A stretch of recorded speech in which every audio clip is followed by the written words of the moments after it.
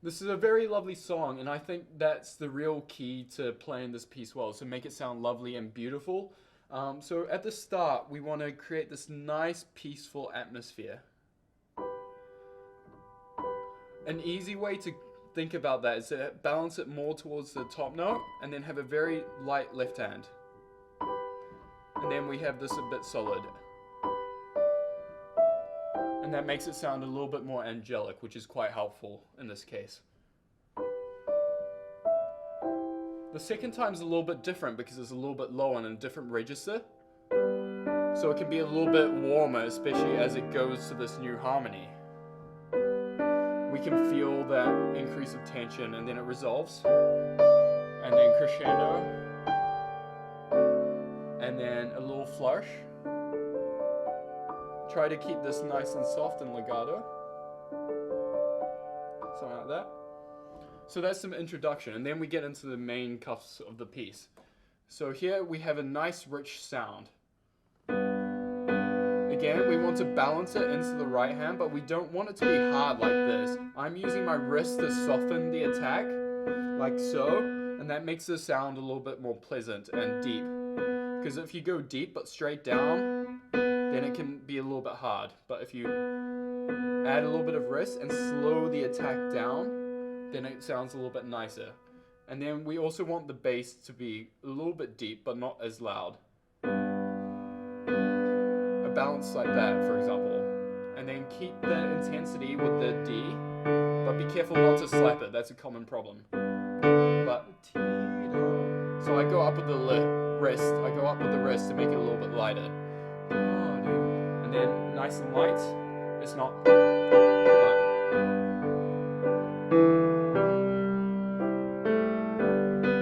Keep the intensity of the melody, and then change the piano. You can use the pedal as a decrescendo, and then like so, and then even quieter if you can. But here, still on the top note, these are even softer. This one's a little bit more focused. And then up, down, up. I think that makes the slurring a little bit more effective. And then the same thing. And then crescendo. And then careful to make that musical. It's a little bit rough. And then if you do it too fast, it doesn't really suit the piece either. If you do it too slowly, it doesn't really fit either. So make sure it makes sense compared to what comes before. You're doing a crescendo, maybe a little bit of a red to broaden out. That's the key. There and there. So and there. Yeah. And not hard, yeah, but round sound. And then resolve, but still on the melody. And then that's a little, and then we have something a little bit different, a little bit more animated, poco animado, something a little bit like bells. I think if you go through it like this, it gives it a little bit more energy, a little bit more urgency, and I think it helps push the piece along, which is something that it needs at this point.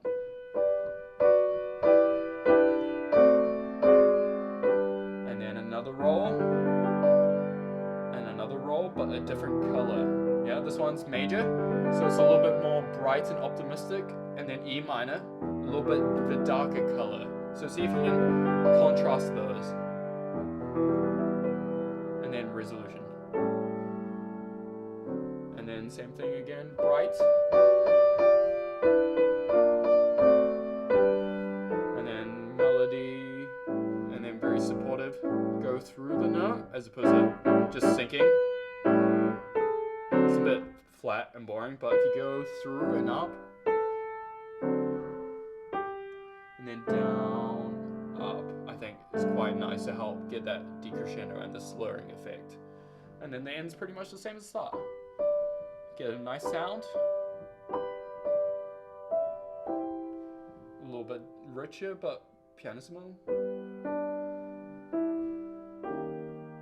And then very quiet if you can. Try to keep it as light as possible. Oh, that was a bit heavy, I think, wasn't it? Something like this, maybe. as legato as you can. And then like a ping. So quite tough fingers. So we get a nice ping sound. And then try not to lose the last note. Yeah, that was not a bad last note.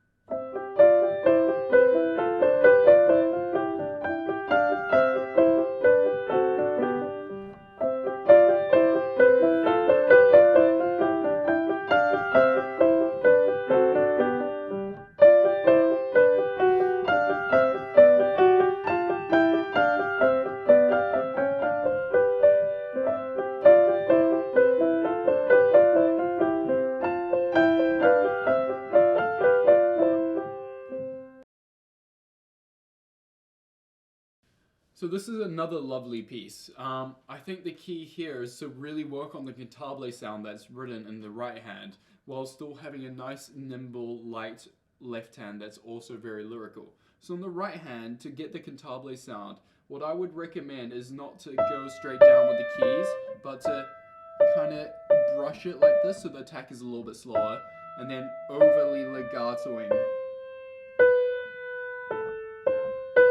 Something like this. Yeah, and then also following the shape of the line. So as we go down, do a small decrescendo, and then small crescendo.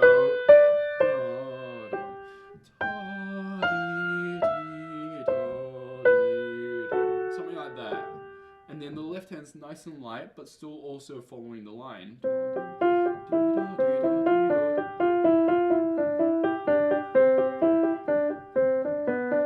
It's actually quite tricky. A lot of times the thumb has a tendency to stick out, so make sure that's also quite light.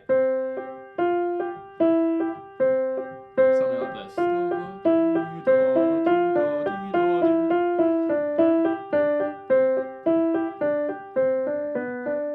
And then adding them together, we want the right hand to be a little bit deeper than the left hand, because that's the melody. We don't want them to be equal.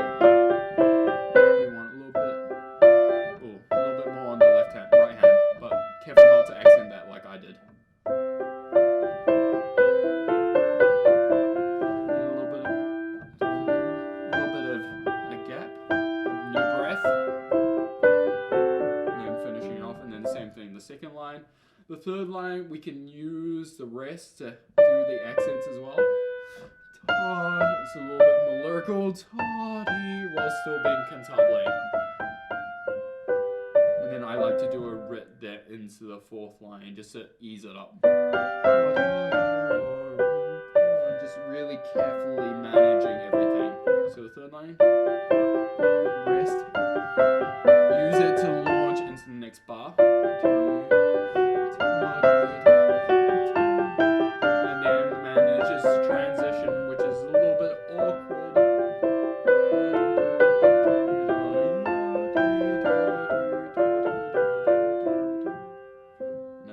Simple ending.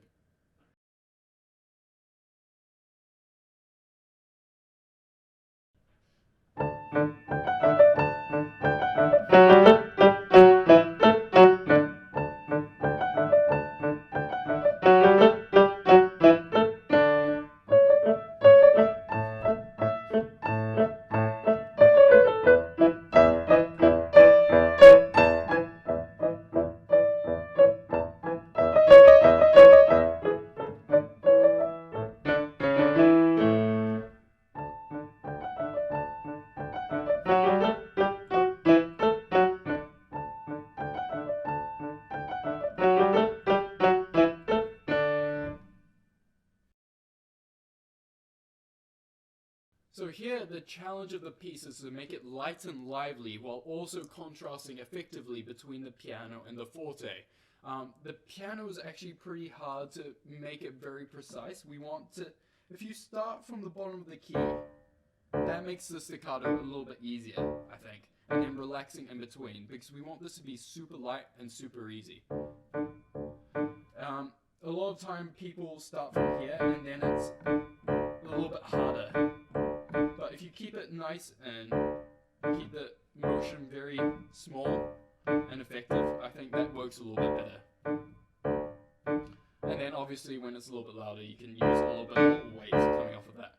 In the right hand, it's the same. Very light, and then add the weight as it goes to the forte.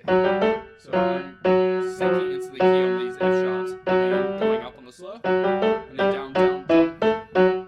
I'm like sinking into the bottom of the keys on these staccatos on the forte, and then changing quickly to a canon, and then changing back to the forte, while trying not to miss the note that I just said, and then aiming for that. The way to practice these jumps is actually just to do what I just did then. Prepare it, and then just doing it over and over again, so it becomes muscle memory where your hand needs to go. And then doing that a bunch of times every day, and then your hands will learn where to go. And then nice and light, down, up, down, up, down, up, up. These slows are very important for the character, so I'm going down and up. But I'm not going straight down like this, because that's a bit hard. I'm kind of easing into it with the wrist, but dragging this note to that note. Ta-yum. Ta, like kind of pulling off that and then staccatoing that almost. Sorry.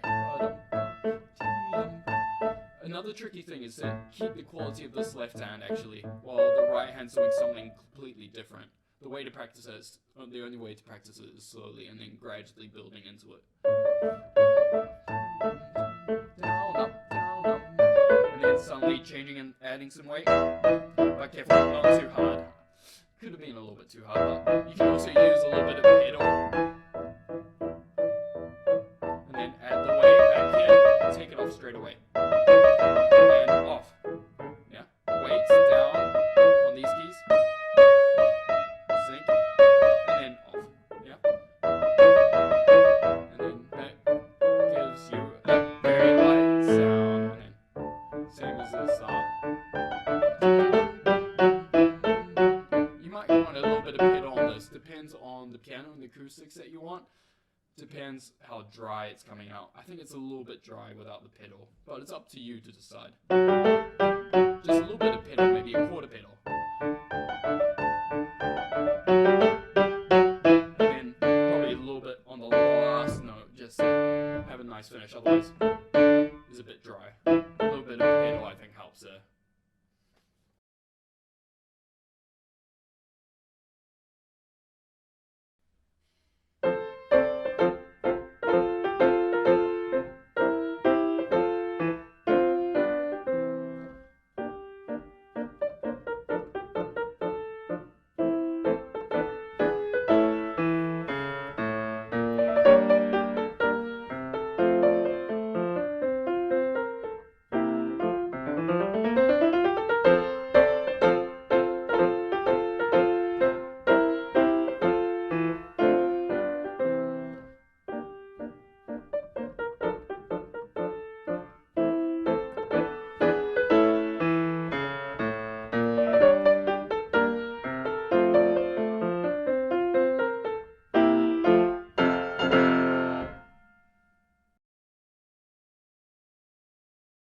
So here we have this really fun, like pompous kind of piece, and it's really important to capture the characters that are involved within this.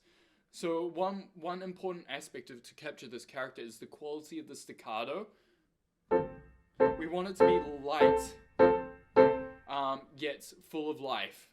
And then you want to contrast that with the melody, which is a little bit harder, a little bit more solid, because in the opera, it's a tenor singing this, so it should be a little bit more thicker. And then what you want to be able to do is to be able to add this light staccato with the hardness of the right hand.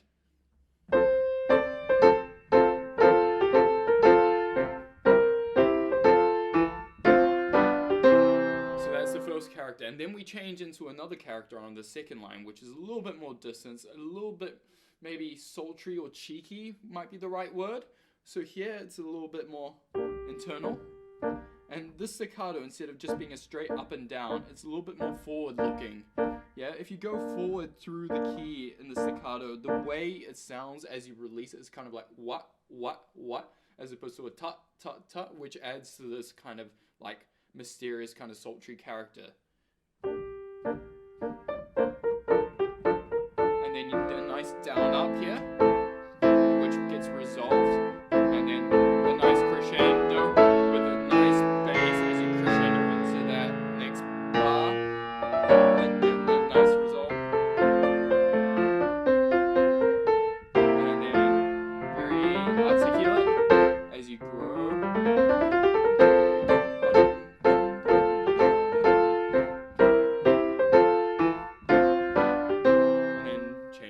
Which is the same as before, really focusing on these staccatos.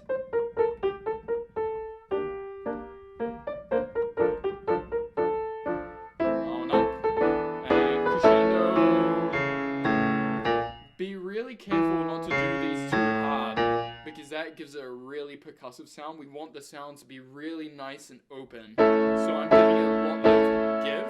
I'm not going straight down, but I'm giving away the tension on my wrist and my elbow to soften the blow on these. Yeah. Also, it's really important that the fingers are really tough, otherwise it gets kind of weak. And then resolve there. And then a really fun ending. Just nice and very solid. Shouldn't be anything too crazy. Yeah, but with a nice sound with the pedal. Something like that.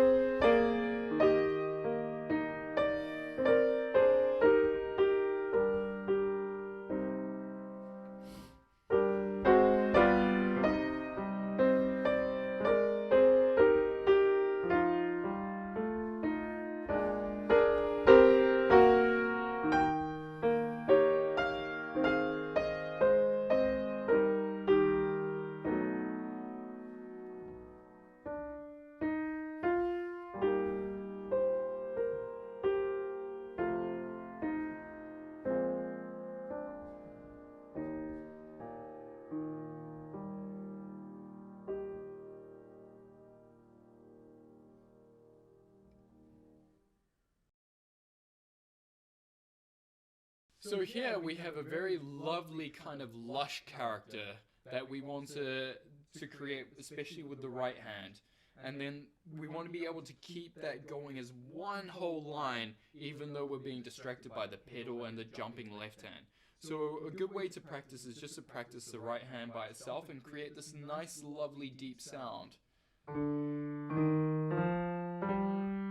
So if you can see closely, I'm kind of pulling back on the keys to make the attack of the piano a little bit nicer and a little bit softer versus, which is a little bit more percussive. So be careful of stuff like that. And then a deep and lush sound following the contour of the line. Yeah. And then being able to support that with a really lovely kind of deep but non-intrusive left hand.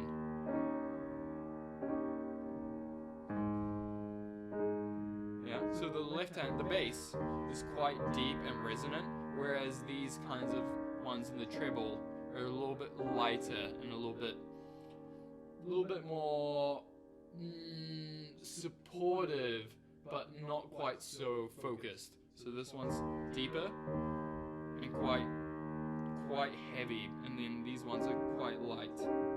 And then you want to add these two together. if you notice, I took a lot of time on that first note to set up the character, because if you're singing it, you might take time like that.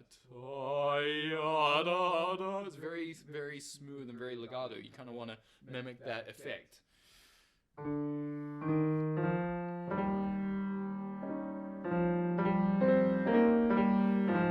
Clear the pedal when you need to, and then do the same thing. Nice and almost like a soft bell, but with the less vibrant sound. And shape the melody really nicely, especially as we get lower there. And then a nice brit and finish.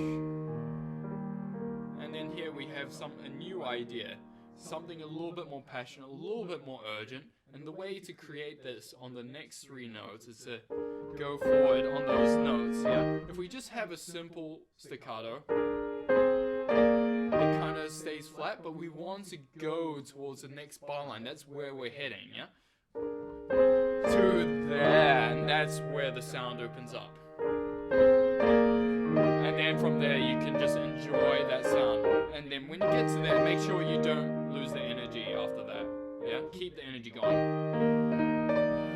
until the end of the line, where you can kind of make it a little bit darker, a little bit quieter, and then rest, and then you start again, maybe a little bit more passion.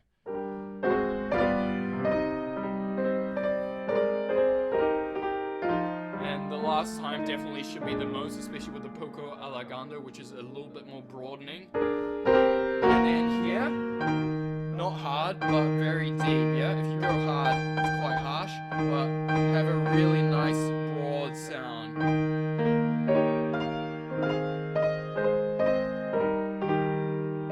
Yeah, you might want to do more decrescendo there, it's up to you. I personally don't, because I like to keep the energy up a little bit here. And then changing here on this mezzo piano, losing a little bit more energy. Making it very sweet and a nice finish. And then try and make it sound like a bell. Not too ugly, hopefully, and together.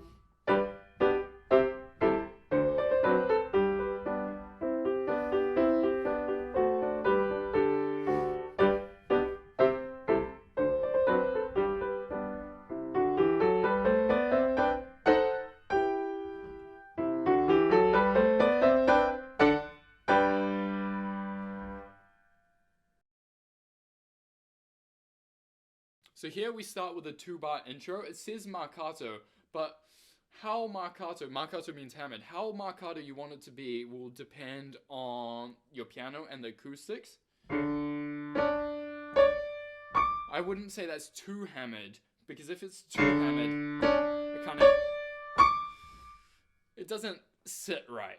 But in general, because it's an introduction, we want to lead towards the start of the piece, which is here. Yeah, so eventually we want to feel like we're reaching somewhere, especially with the last one being quite tense, and then wait for it, it resolves to here, yeah? So make sure we have this direction, and then something nice and light and fun. Quite short, but as soon as you play it, try to relax the muscles, so we can have this really nice sound, yeah? If you keep your muscles tight, which is a common problem, it's a little bit harder to play, especially when you get faster. I don't know how fast people want to play it, but it can be quite fast. In general, it's good to relax after each staccato. So, and then relax, tension, and then relax, relax, relax, and then here it's a bit smoother. Follow the slurs, and then here I'm using the wrist to show the kind of flowing sound. Here's a little bit deeper. The G's are a little bit lighter. Deep, light, deep, light, deep, light, deep, light, but not hard, right? Try to caress the key, and then this is up, down, up, down, up, down, up, and then the same thing here, but on the fifth finger, and then fourth finger or fifth finger if you choose. Yeah, and then the left hand's kind of matching that. And then tension with that decrescendo and resolve again. Use pedal as you need.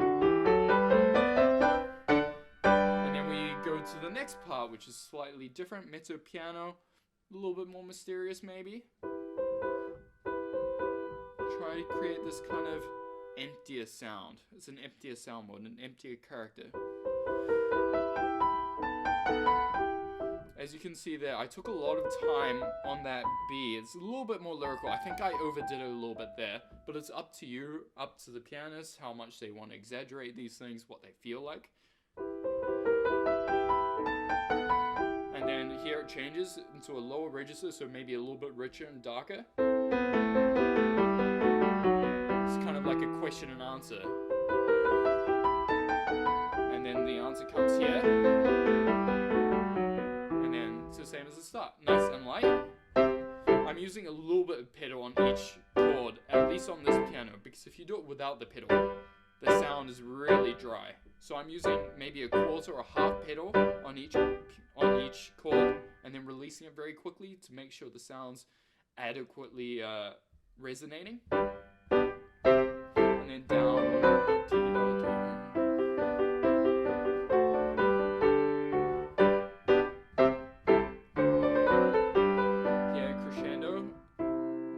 Softer, so the crescendo is a bit more effective. And then even though it's fortissimo, I like to start a little bit softer the second time. What's interesting, in the first time, we get this E minor chord after this, what is it, a diminished chord? So it's a little bit of a surprise. It would be nice if the pianist can highlight the fact that it's a little bit of a surprise. We're getting an E minor in G major, which is the sixth of G major. It's not that common. So it would be nice to do something interesting. You obviously don't have to do that much, but it's nice to just notice that it's not a simple cadence. Something like that. That happens the next time, but it's... Yeah, so I'm backing away a little bit, because if you just go through there, I mean, you can, just as long as you're aware of it. You can go through as long as you let it resonate. And then the second time, to G major and let it ring. And then a glorious ending, hopefully.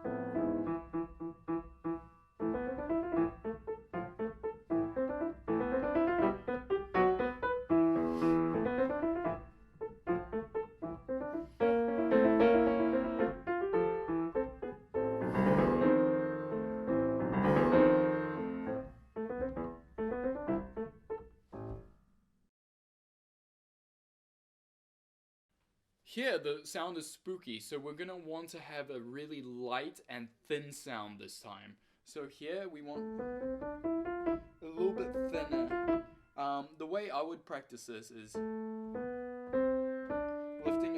fingers while keeping your palm really relaxed. It's really important that everything here is relaxed. If you try to go too fast, then it gets tight, and that makes the sound a little bit harder. So it's really important not to push the speed as you're learning this, but to let it come naturally with your technique and staying relaxed. So one way you can check if your palm is relaxed is actually to hold it here, because you can feel your muscles really well as you play. So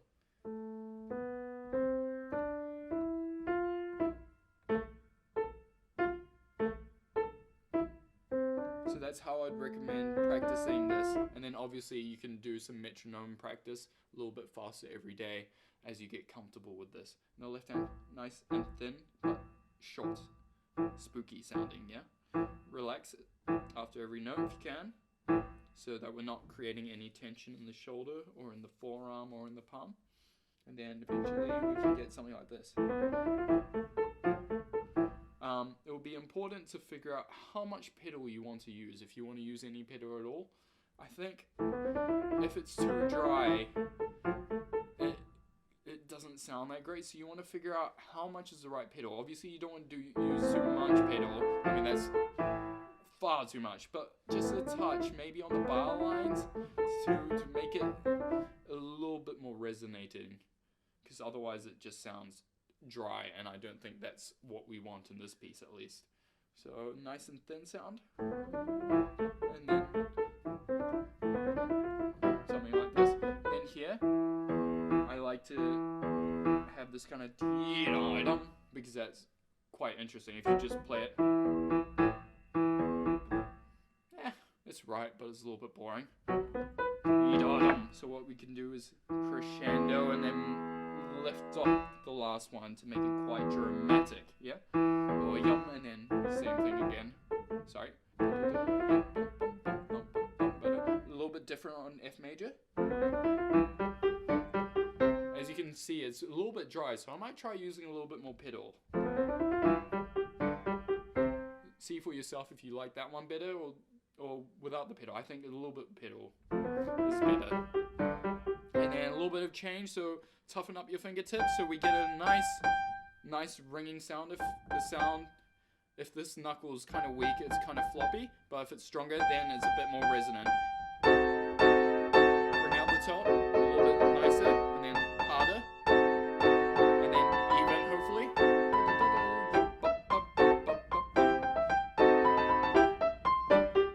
And more the second time.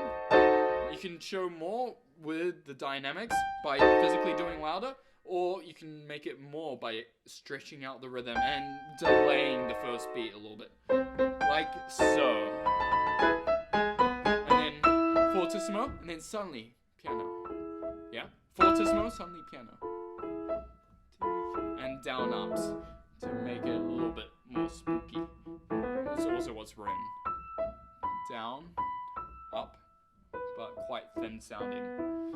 One way you can practice a sudden change of character from fortissimo and quite loud is to have a pause and then get settled and think about the new sound you want, which is quite thin. So, yeah, and then do that a few times every day, and then it'll become a lot more natural. And then hopefully you can do it straight away. The rest is pretty much the same. Later we get to this, which is quite interesting. It does have the hat on, which is supposed to be a little bit harder. You can decide how hard you want it, but that's a really angry witch. I'm not sure how angry you want your witch to be. I prefer my witches spooky, not angry. Up to you. I think that's a little bit more menacing versus just straight shouting. Sorry. And then resolve. Quite relaxed here, so you have a lot of room for this kind of crescendo. And it's kind of like a swell. Rum, rum. So every note is a little bit more. If you do a tiny accelerando, I think that also helps. So getting a little bit faster into that bar line, so we get that kind of wave into it.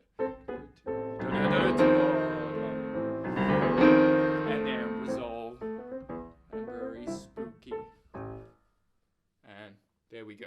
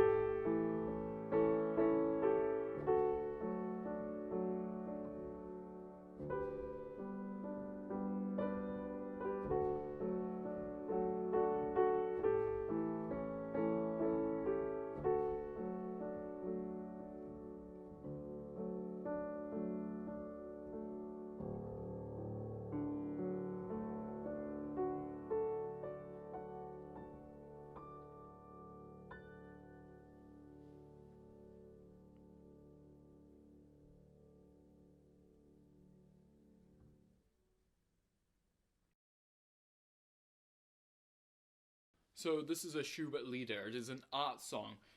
So it's really important to capture the extremely vocal nature of this piece. But first of all, we have the 4-bar introduction that's common to the piano part in this song. It's really important to set up this kind of dark night kind of setting and keep it really distant, but still have this lingering tension. I think one way of doing that is to shape the left hand to there, to there, and then backing off to the A, while still being in a relatively quiet state. And then the right hand also has this ebb and swell.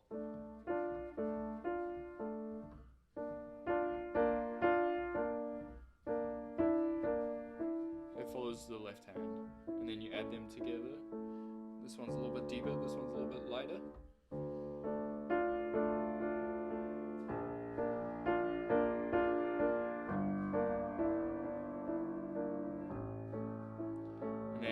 The singer comes in, we want it to be quite deep and rich, but not hard, yeah? So again, support it. But while the left hand still, the bass is still quite deep and resonant. And then, not see-through, but not too vibrant as well with this right hand.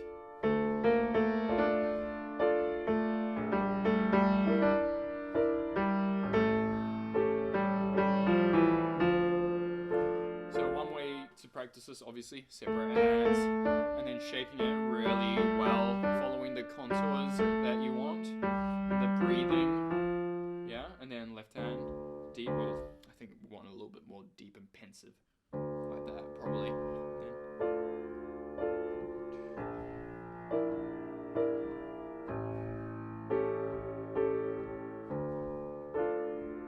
You can see that I'm also using my wrist to kind of give it that sound, otherwise this is a bit too straight.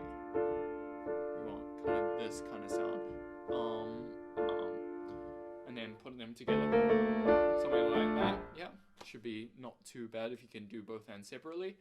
And then we get this higher bit, because it's a little bit more angelic. I think a little bit more focus on the outside, on the melody, and then the rest a little bit more transparent.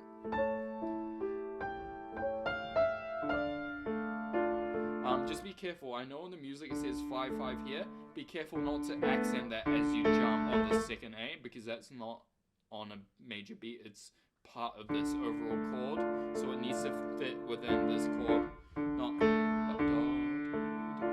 yeah. So be careful with that jump. And then the same thing, but obviously this time instead of this we get this. Because this is a little bit higher, it tends to be a little bit more intense. Like, if the singer's singing a larger interval, it's a little bit more difficult. It has a little bit more of a heightened emotion.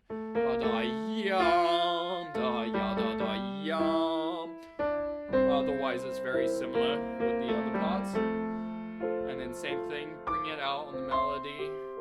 And maybe less rich, but more vibrant when you're up there. And then another character. A little bit more intense.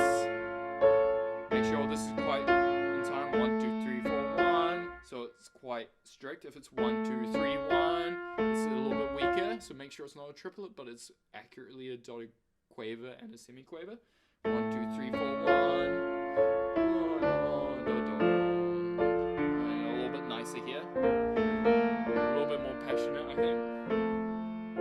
Yeah, because here, this is quite intense. It's a little bit more open. So if you can bring out those character differences, I think that's really nice. And then very legato if you can there. If you can, finger legato there in the outside, and then try to smooth out the thumb. I know it's impossible to do legato there, but if you let go very easily, then it doesn't sound legato. The way to fake the legato with the thumb when you can't do it is to release it really slowly and with a lot of purpose. And listen, make sure it's not the sound's been cut off, but it kind of carries on to the next one. And then practice that, make it that as legato as possible, and then you can add that. Otherwise, can you hear the difference? This is not very nice, but I'm doing legato in the outside voice, but not on the thumb. But now if I try to think a little bit nice in the thumb, it's a lot more melodic. Of course you can use the pedal to help, but it's good to be able to do the finger legato anyway. Well, and the fake finger legato there with the thumb. You could slide there actually to make that legato. So actually it's only the D to the B flat, and then you could slide down. Just be careful not to slam if you do decide to slide down. Sorry. And then the same thing again. But this time major. Yeah, so that's slightly different. So be ready for that. I wasn't just saying, I forgot what came up. And then a little bit sunnier. And it's a little bit more optimistic, like a ray of sunshine.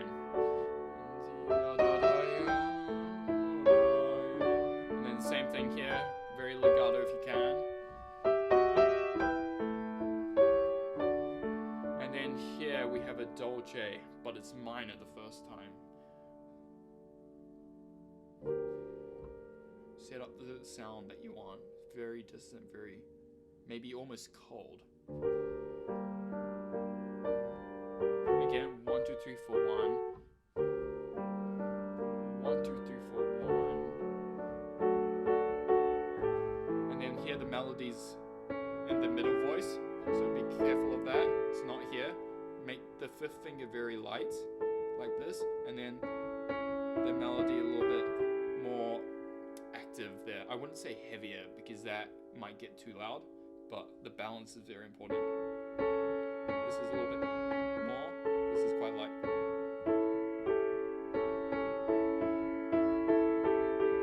So just practice that and then make that really nice and smooth. We want to hear this very nicely, yeah? With individual kind of shaping. And then here we get a major, so it's still distant, but it's a little bit more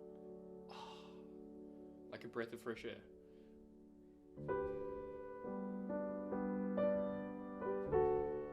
So see if you can capture these really subtle character difference. And then it just finishes in that kind of atmosphere. And don't do any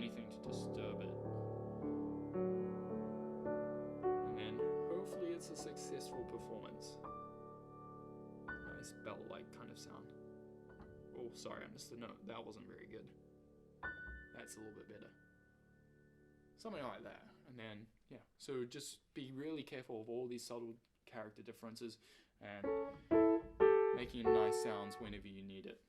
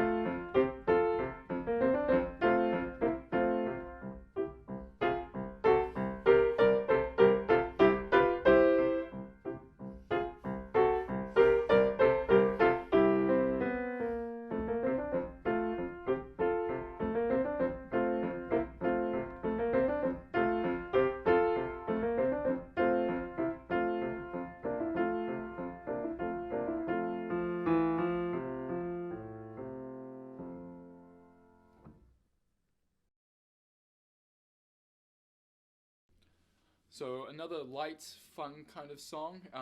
We have some changes of character, which is important to grasp, but I think it's a lot more simple compared to other songs that have come in this book. So just first of all, nice simple left hand, nice and light, nothing too serious. You should be able to do this all day, kind of thing. Bum, bum, bum, bum. Maybe like your Bilbo Baggins going on a journey at the start of The Hobbit, you know, something nice and easy.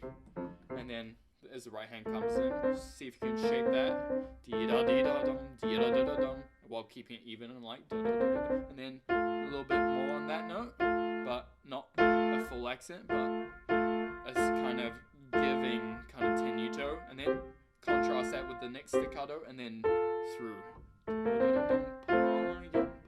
I think those kind of subtle contrasts are really important to give this right hand in the melody a little bit of life.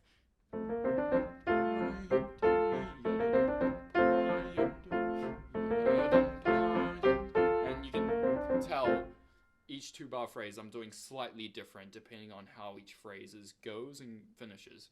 And then the next part, I like to do a subito piano, a little bit spooky. I'm doing this kind of staccato to create the tension, and I'm also using the pedal to help create that kind of wah. Be careful not to use it too much, otherwise it kind of gets a little bit sloppy and lazy, but nice short pedal to aid the staccato in the right hand. And not hard. Always take care of the quality of sound, and it's piano again. I'd like to do a little bit more reds there to help kind of settle, and then this a bit the same. Just nice and easy and fun, hopefully. And then here's something slightly different. We have a richer left hand and an easy right hand now. Yeah. Just a nice rich sound. I'm using a little bit of weight, but obviously not hitting again, but caressing, especially on that last note, creating that nice lift.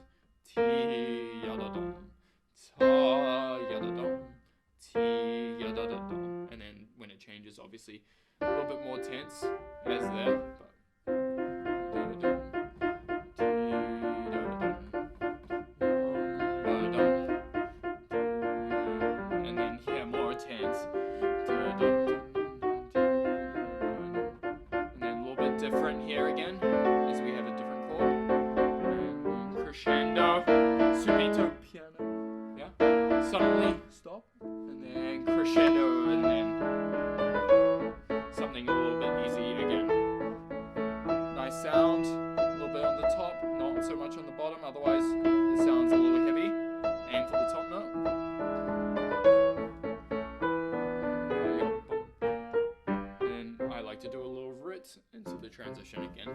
too.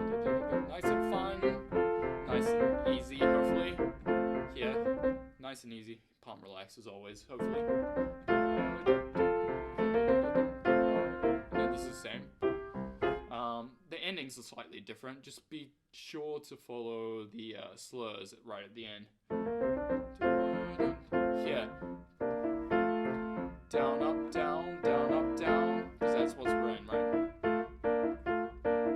So that's a little bit more precise. It has a little bit more breath in it. And then here. Try to make that interesting. It's not the most spectacular ending of the piece, but try not to play it boringly. Yawn, right? It's not great. So, sing it out like a cellist might. Yeah. You know, something like that. Something silly. Anyway, that's the piece.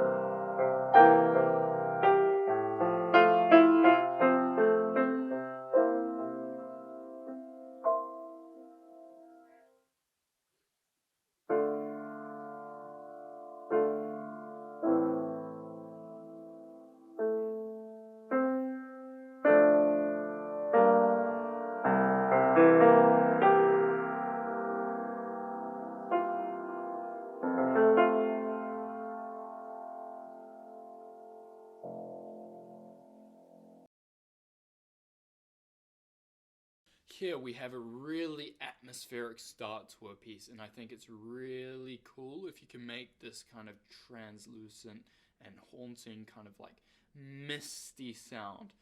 So the way to kind of do that is to be really light on the keys, but still have your fingers active enough so that the sound can travel long distances. If you lose the tension in here, then a lot of the energy will disappear somewhere up there. But if this is tight, then the sound will go into the hammers, into the keys, and that will help the sound travel a little bit further. Note that I also put the pedal down at the start of the piece, before the first note, because I want the first note straight away to have that kind of sheen to it. If you add the pedal after, then it starts off a little dry, and then you can hear the pedal.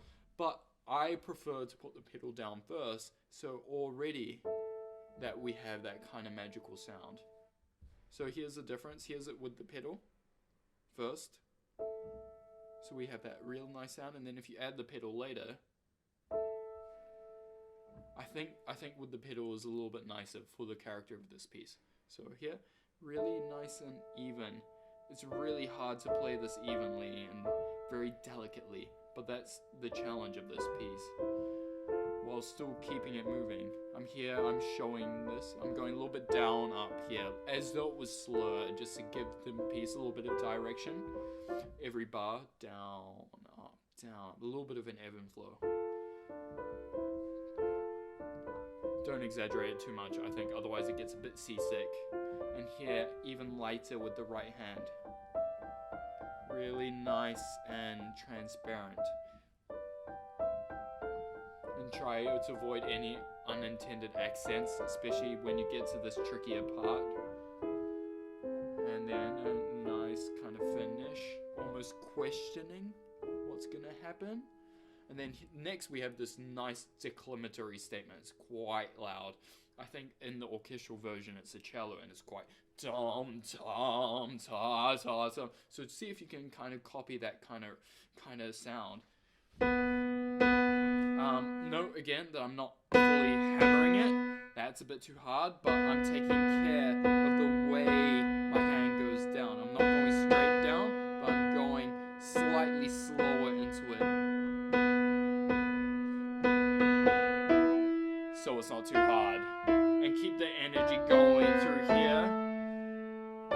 But here, this is quite hard, yeah? But it needs to be a little bit more transparent so the cello can come through again. I'm using a lot of weight in my arm, kind of like that. And then still quite full sound, yeah?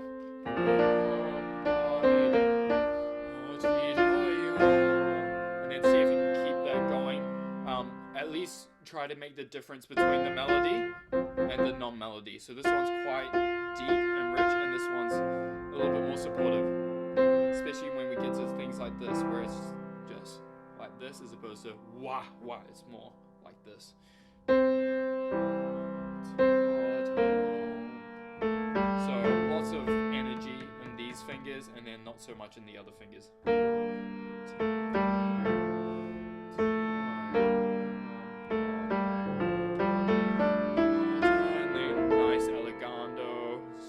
About, and then we have a new character which is a lot more flowing, a lot more generous, I would say. So have this kind of flow to it. Nice deep rich sound, of course, as always, and then left hand flowing da dum ti da dum ti. Yeah, try it deep and then send it forward. Ti dum tum ti dum tum. So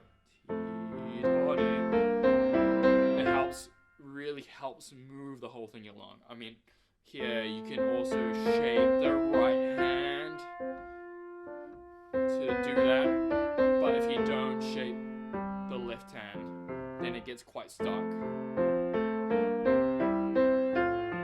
Now we want it's a little bit more nice, I think. Careful to keep the melody with the same kind of sound, even though it switches hands. And then switch, yeah. This becomes a little bit more supportive, whereas the left hand becomes a little bit harder, and then it switches again. A little bit more, as it's a little bit higher, a little bit more tense. It's a suspension chord. And even more on this A, it's so lovely. Careful not to hit it, but to support it. And here you can ease off a little bit. Bell. See if you can make it more pingy than me. I'm not really happy with this piano, actually. I think that C could be a little bit more brighter, but you gotta do your best with what you're given, yeah? That's a little bit better, I think. Oh, that was too bright. I think a little bit more held back there would have been better.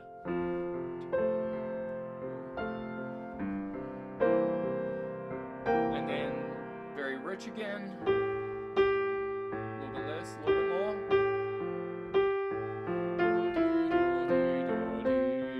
And then backing off.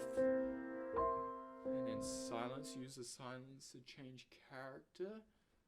It's very almost kind of choral. It's like a chorale, like a choir. And then here, direction going to the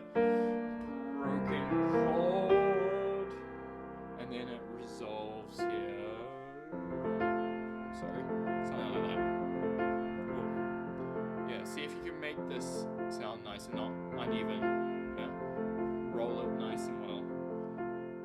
But obviously this still hasn't come out because it's a melody. Something like that, you can use your right hand. I just use my left hand because it's easier than all that kind of extra effort. So just nice and easy. Maybe something like that. Yeah. Very lovely piece. Hopefully you can play it well.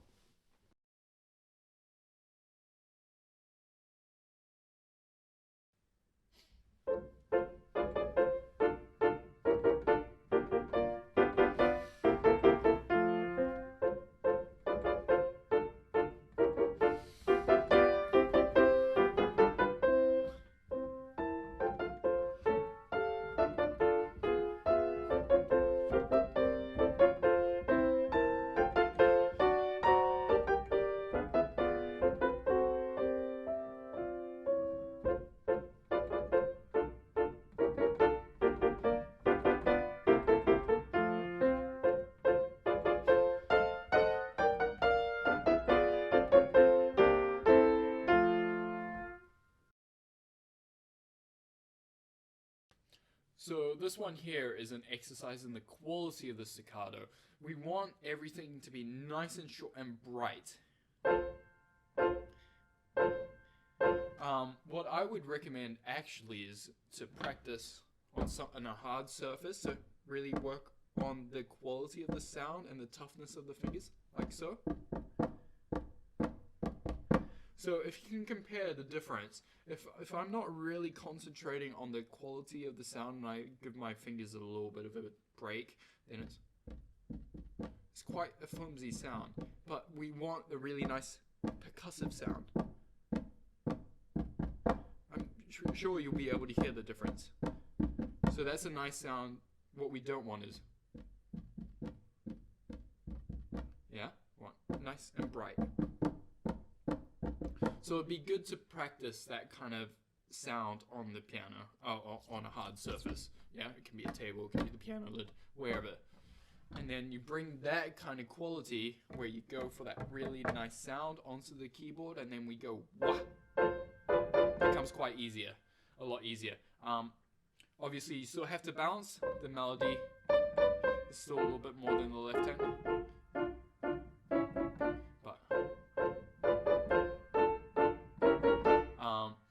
To give these kind of marcatos, I give it a little bit more. So yup, yup, yup. But note that I'm not really forcing anything. I'm keeping everything light, but just a little bit more weight on those. And then I'm shaping these to make it a little bit nicer. That's so nice. If you make that convincing, it's really spectacular. And then a little bit different, a little bit more open sound. And then pianissimo. Pianissimo is incredibly difficult, so I kind of cheat. Piano's fine, I think.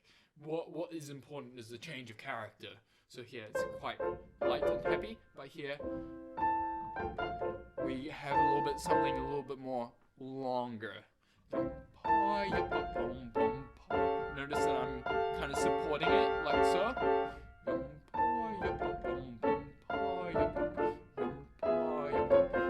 So a little bit different the second time because the harmony is different.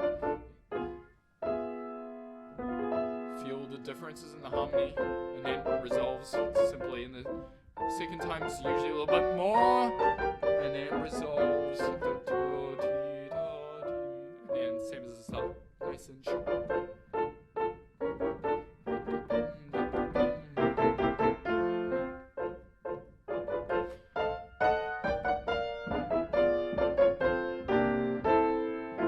Oh, sorry. That was interesting. Yeah. So, the real key to this is how nice you can make that staccato. But obviously it's only going to be as nice as if you can stay relaxed. Obviously, as you pull up, you need to tense. You can see my muscles tensing up here, and you can see my fingers kind of tensing up as well. But the trick is it's not staying tense. Yeah, you can see that the muscles there are still staying tense, but that's not what happens. It relaxes straight away after. If you play the whole piece tense, it's quite hard, and you don't have control over the sound. So make sure you relax, yeah, after every note, and then only push for speed when it comes naturally. Relax every note. So be really careful of that, but being relaxed will steady you. It will be really good for you in the long run.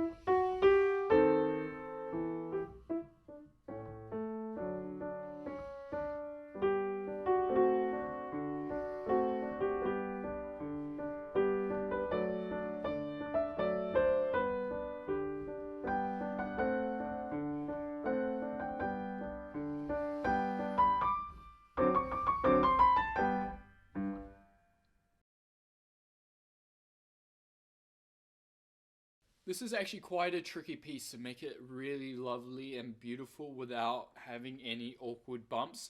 I would recommend actually doing the preparatory exercises to make your left hand as smooth and beautiful as you can before you even start doing the right hand. So the melody, well, the left hand has a kind of melody. You want to try and make it as beautiful as you can.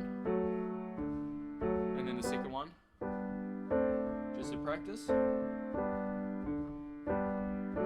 a little bit harder. And then the third one, which comes on later.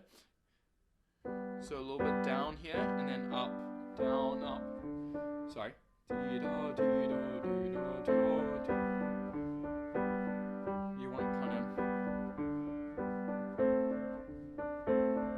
want that kind of sound, yeah? And then in the right hand, we want something very nice and lyrical. But the tricky part about the melody is the repeated notes, because it's really hard to make something smooth when we have to repeat a note very fast. Yeah. So the way I do it is to pull back on this finger and then to play the next one. But trying to be really careful. I go up a little bit as well, I think, to try ease that kind of landing on the second one. But I think that wasn't very good because that wasn't legato enough. So let's try again. Maybe something like that. If we move towards the bar line, that might help as well.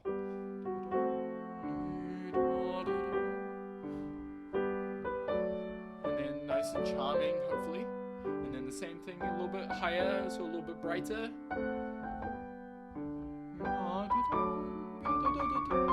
I like to do this quite nice, not hard. Just nice and charming. Yeah, with this nice left hand. Nice and shaped. And then we have something that grows in tension next. So a little bit less and a little bit more. And then that kind of pull back staccato, so each note feels like it's getting more and more intense. With a little bit of pedal and then resolve there. And then singing down, up. So resolve that nicely. And then together. It's quite nice. And then staccato. And then start again. This crescendo to here without it getting hard. And then very even and smooth, especially as you rotate hands. And then very nice and easy again. And then a little bit deeper for this chord. Time release the tension on the bar line. Then do it once more. Sorry.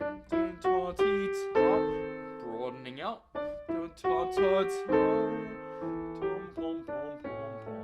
Yeah, not too short, because I think that doesn't suit the character, but I'm doing this kind of pom pom pom sound, yeah, like I'm imagining a bassoon kind of playing.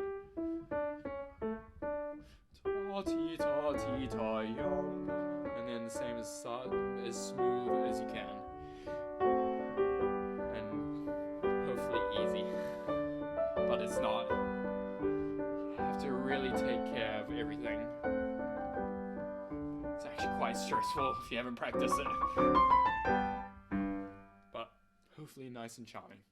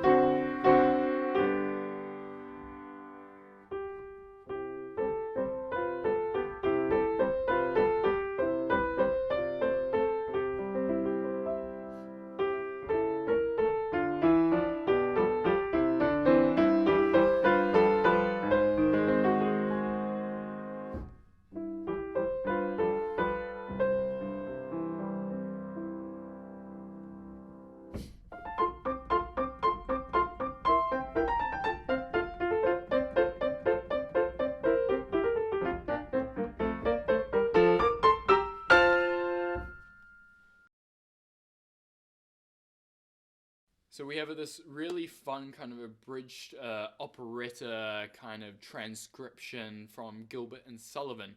So yeah, just trying to make it as fun and cheesy as possible. It's just fun, isn't it?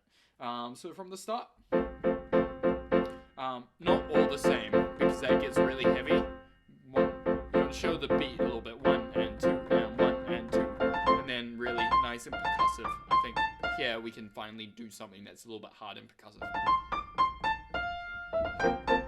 Down, up.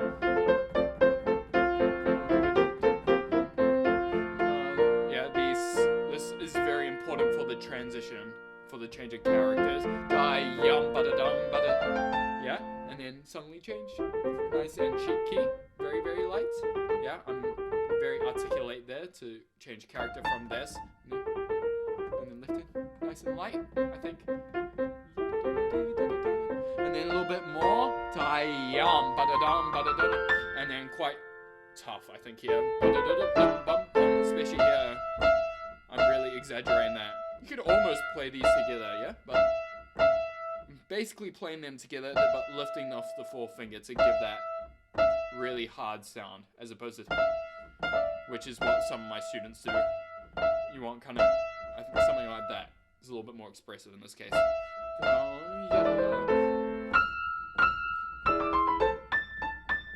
And then fun again. Nice and light, but top note. And then everything else is a little bit lighter. And then pedal as you need. A little bit different as it gets lower. And then exaggerate the lyrical part, I think. Kind of just spreads out suddenly. Melody, then chorale. Yeah, direction. Going to the next one. We never play 2 notes the same way. Always think about direction. Going to there. And then something nice and charming, I think. It's a waltz, isn't it? So 1, 2, 3, 1, 2, 3, 1, 2. Yeah, down, up, down, up, up, and then add the left, right hand on top of that.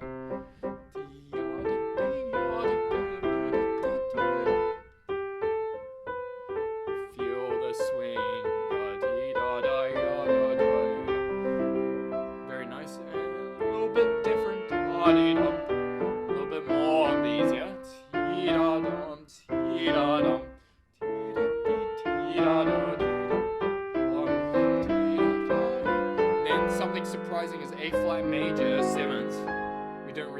that. So yeah, we expect something like this, but we get whoa. The second time obviously goes to C major, and that's a bit more standard, so you can finish properly. And then something similar to before, just have fun.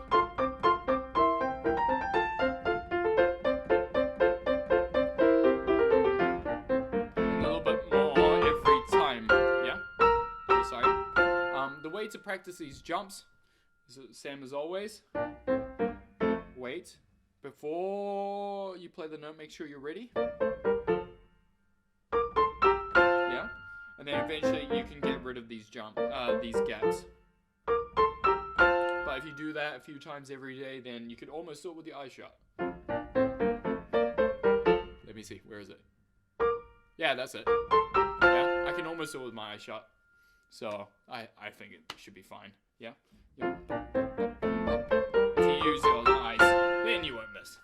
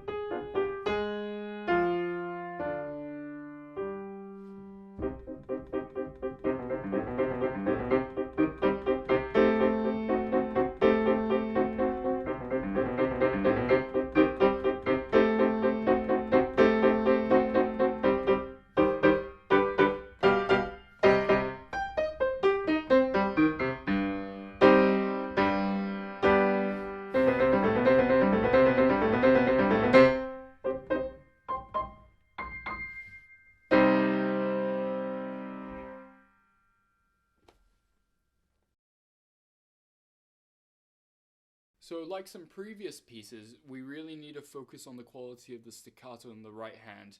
We want it to be really short and light. Make sure you're not tensing up too much and you relax between each note when you're practicing. So you can just kind of keep it there, hopefully a little bit in the background. Notice that I'm bringing out the G a little bit more than these ones. I think otherwise then it gets a little bit heavy if you bring out the other notes. Or you play them all evenly. Try to bring out the top one, keeps it a little bit lighter, a little bit more mysterious. Yeah. Then we have the technical issue in the left hand. Yeah, that's the hardest part of the piece. Also, it comes back in the right hand later.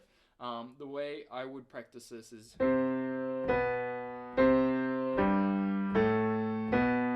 make sure the palm is nice and relaxed. You can put your fingers there as you're practicing this to feel your palm if it's getting tense or not. You don't want to speed this up until you get you can play this relaxed. I mean, yeah. I've had students that have tried to play this too fast when they're not ready for it, and it's just a real struggle. But you want it to be nice and easy.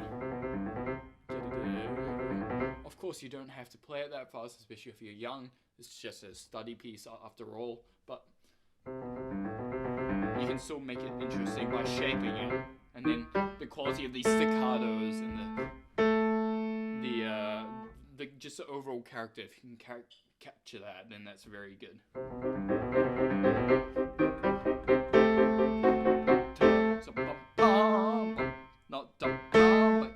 I'm doing a little delay to exaggerate that sforzando. And then shot, very tough fingertips. If you don't do tough fingertips, then it's just a bit weaker, but we want. And then try not to miss this like I did. And then quite full sound, yeah, lots of sound. something really nice and sweet. Deep in the right hand, really light in the left hand. 1, 2, 3, 1, 2, 3, 1, 2, 3, 1. And then shaping it, following the melody.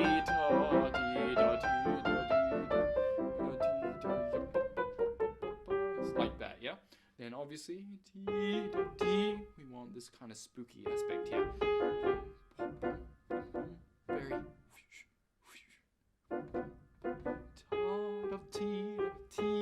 You want? Then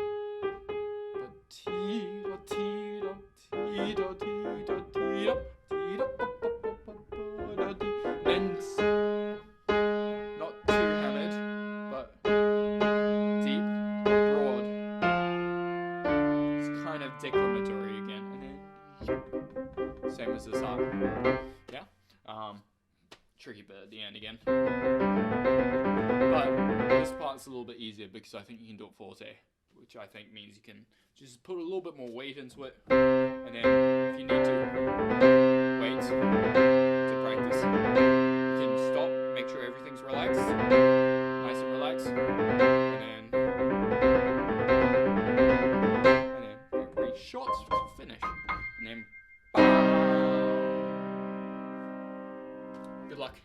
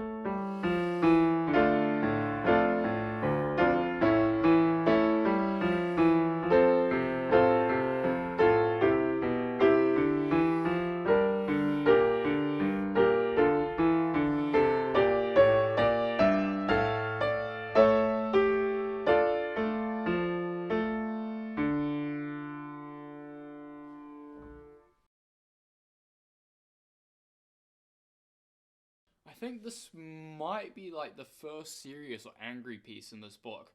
So it's really interesting to explore that character. It's very, very deep and just internally just kind of confusing. So see if you can capture that kind of characterization. Just kind of... This one's coming out, but we have this kind of oomph to it.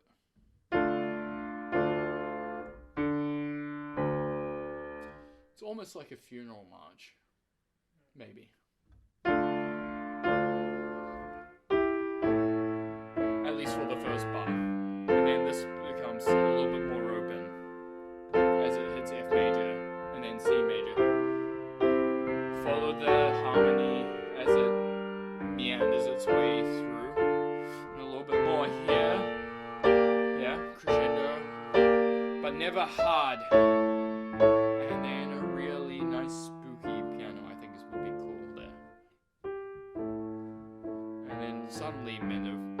It's already mezzo forte. I'm not sure if I agree with that personally. If I was editing this book, I'd probably do a mezzo piano because we have to get to a forte in the next bar, and the next line. And I think if you're already mezzo forte by this point, it's too much. So if with this piano, I think we do a gradual crescendo to the end of the next line. Otherwise, it's too much, I think, too soon.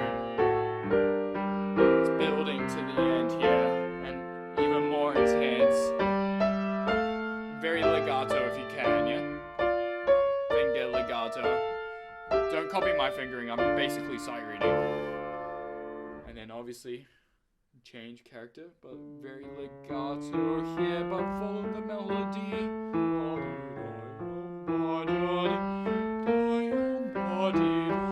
It's very rich, very deep, and then the right hand still has this kind of solemnness. So if you keep this solemn and then keep this a bit more trepidatious. And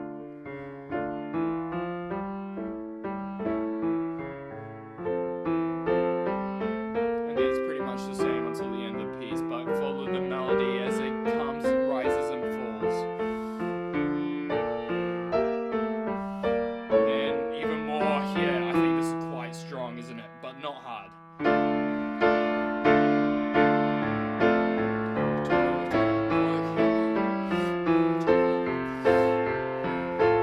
Slightly overdoing it, but I think it's still quite effective.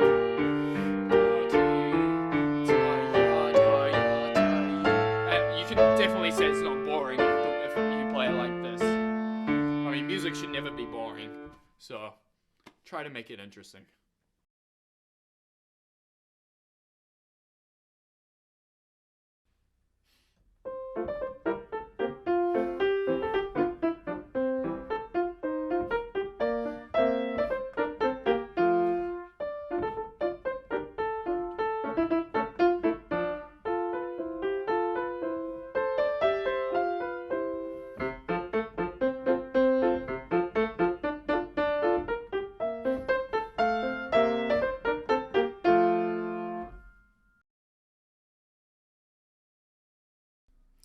So lovely and charming, the key to this will be the contrast and the quality of your articulations. So right, first we want a nice deep sound with the right hand, and then really short, long. And then also contrasting that with a nice active left hand staccato. For example, and then later, yeah, and then nice contrast it down, up, yeah. So hopefully you can get that contrast really nice and effective, because that adds a lot to the life and character of the piece. And then next we have a slight change of character as it heads into like this kind of D minor mode. So you might want to change the color a little bit more darker maybe. Sorry. Be careful not to miss that like I did. So you probably want a little bit stronger fingers than what I did. Make sure the knuckles are strong. Sorry. Yeah, I think is quite nice versus this. To place that. And then really exaggerate this. Make it a bit of like a sigh. And then another change of character, something a little bit more Humpty Dumpty-esque maybe. This is so short. You might want to change the fingering there to make it a little bit more accurate. You can tell I'm almost missing it. I haven't practiced this as enough as I should have apparently, but and then change.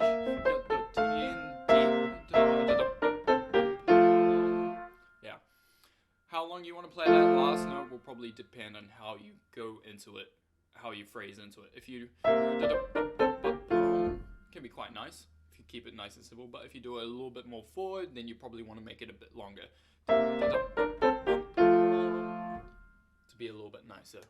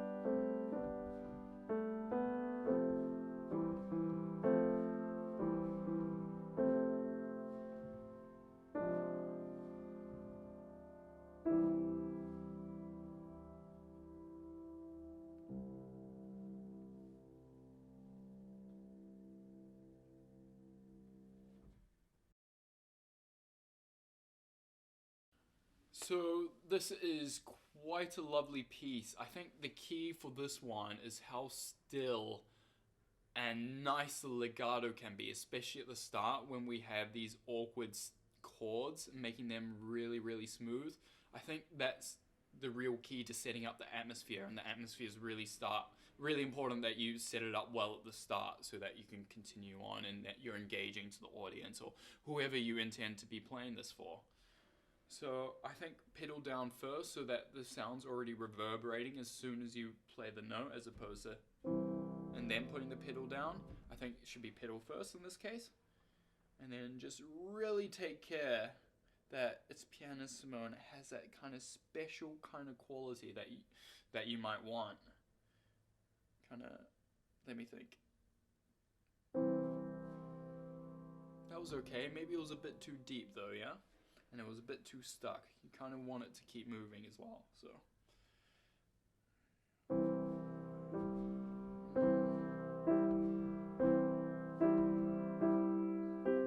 It's actually pretty difficult to get that quality and to have everything very, very nice, yeah? What I can recommend is obviously you can practice right hand. And then try to keep your movement still. Whatever it is, yeah? But you can also practice the right hand, separate hand to find out the sound that you want, kind of thing. Where it's a lot easier to do the legato. And then you aim for that kind of quality and ease when you just do it with your right hand, so.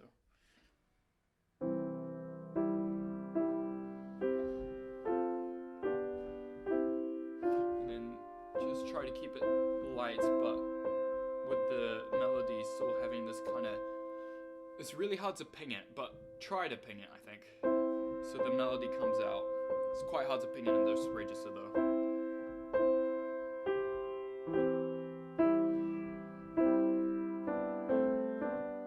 And then you can change the character, well, the color as opposed to character here, as it gets a little bit more forward momentum.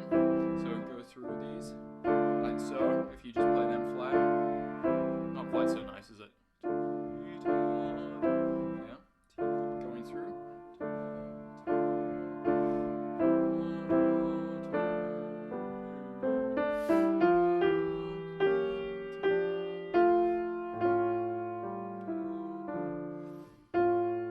That was a bit soft, isn't it, that E? So make sure it's still even. I think that's a little bit better, yeah? When we have these chords, I think we want this to be quite pronounced and then the others quite soft, yeah? So that we have a nice balance.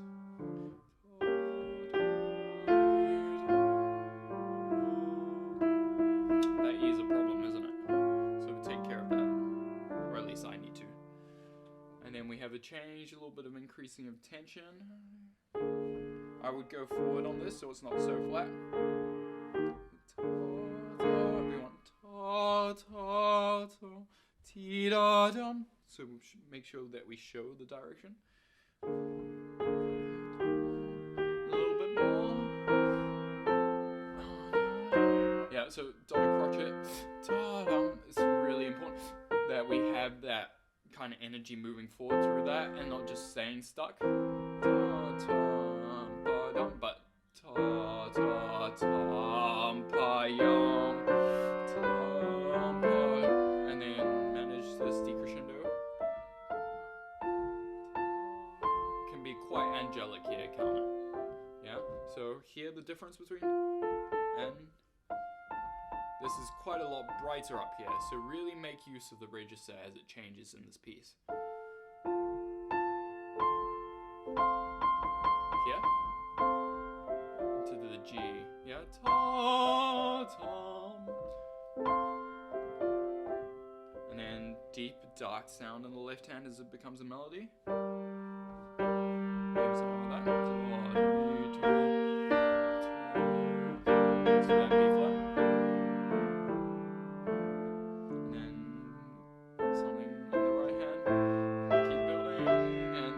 Settle as you build to here and then fade out.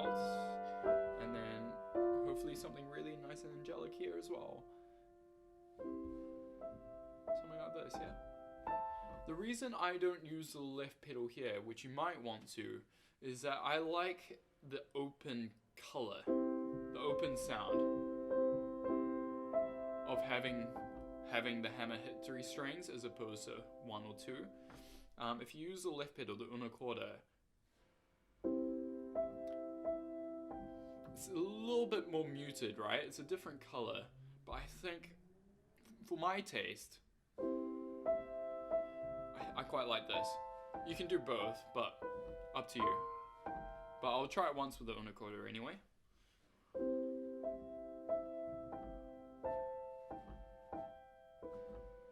It has a different tinge to it. Yeah, but make sure you always show these breaths as well.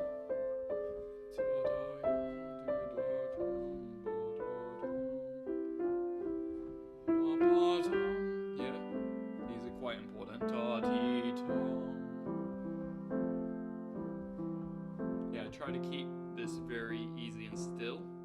Don't even though it's the same note. Try to keep it very easy and not active. Because we're coming to the end of the piece.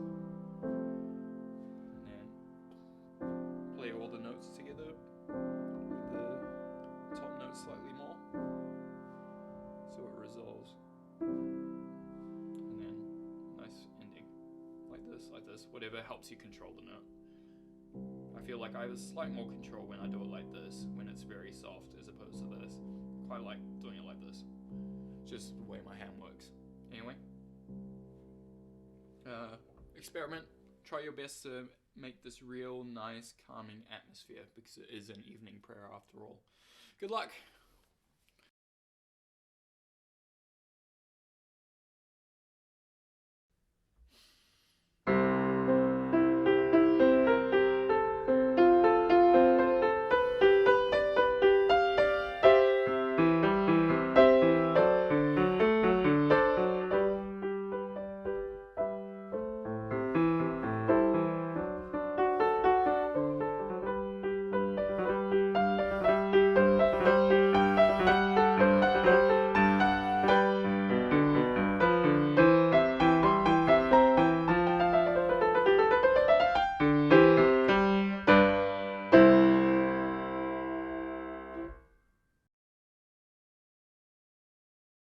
Okay, here we have this glorious piece by Bach. I think it is quite evocative of perhaps an organ kind of style, especially with the first chord, which is quite an organ pedal. So what we want is this kind of deep, kind of rich sound at the start.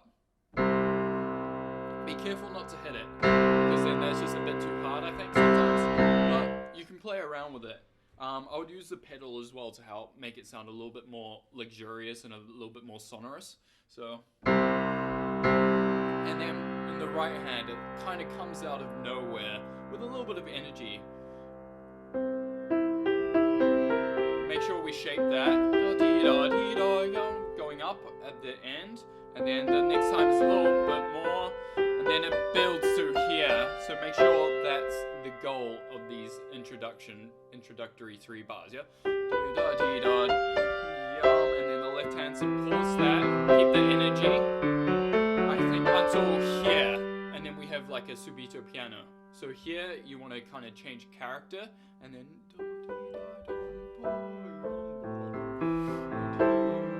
yeah? It can be quite hard to change character like that just at the drop of a hat. So you might want to practice that by pausing and then thinking about the kind of sound you want. And then practice that a bunch, and then hopefully it will come together nicely. And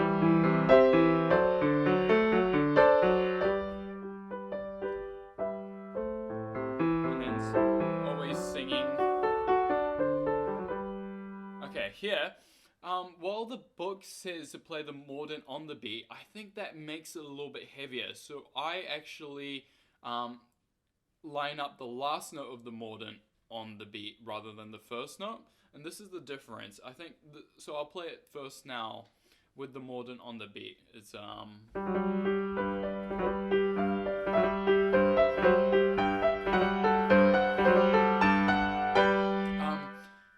personally, for me, I think that's a little bit too hard and pedantic. And I think it has a little bit more flow and a little bit more direction if you line it up with the last note of the mordent.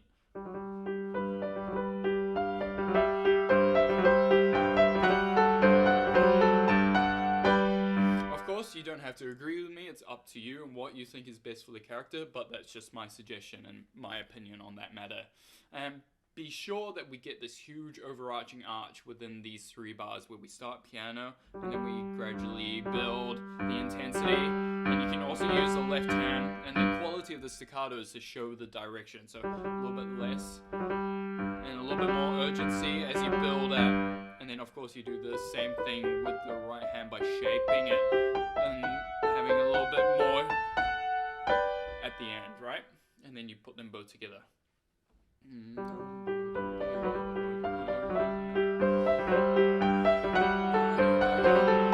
land, and then sing the left hand.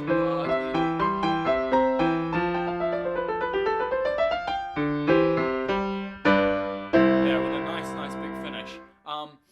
As you can see, I'm using a lot of rubato to kind of shape this piece, because if you play it really strict,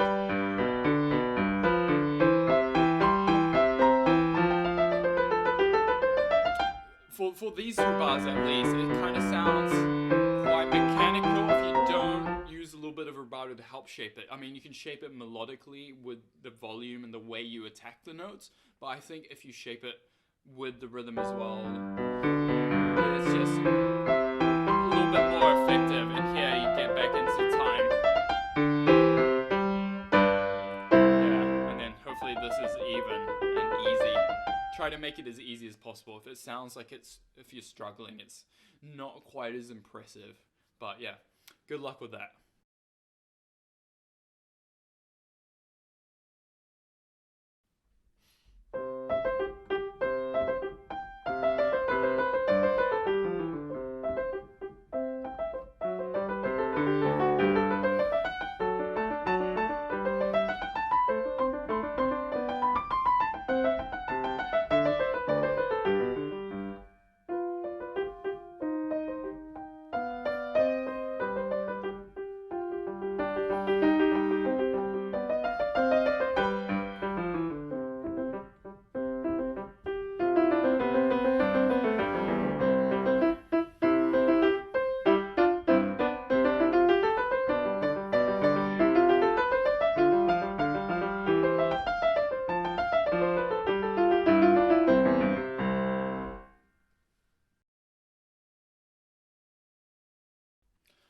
A very spirited piece. I think the key in this case will be the contrast between the legato and the really crisp, nice staccatos, but also shaping all these runs that you get throughout the quaver runs. I think a bit of a trumpet call. These need to be quite nice and lifted, not because that makes it hard. Yeah, yum bum, quite nice and lifted. Make sure the left hand also has a nice sound. Ta, not. Students have a tendency to forget about the left hand, but it can actually have quite an impact on the atmosphere. Yeah. Yeah. So always take care of the left hand in this piece as well. Yeah. And then add the right hand in, obviously, with the nice shape.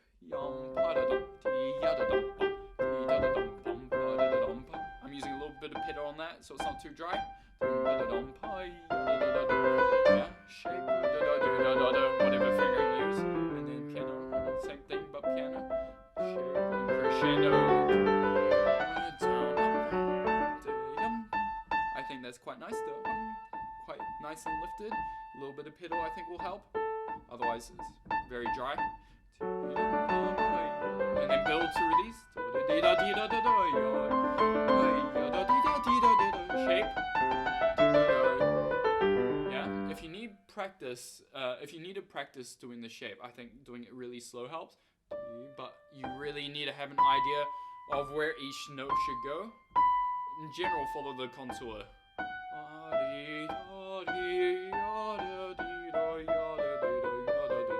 Yeah, suppose something very academic and flat, yeah? Oh, sorry. And then shape it. Yeah, not but yeah. And the next section is something a little bit more mysterious, a little bit more tense as we get these kind of chords. Yeah, so it'd be nice to change the character at the double bar line, yeah? This is a tritone. It's quite an intense interval, yeah? So we want to show the tension there and then resolve it to here in the next bar, yeah? And then resolve the tension slightly, yeah?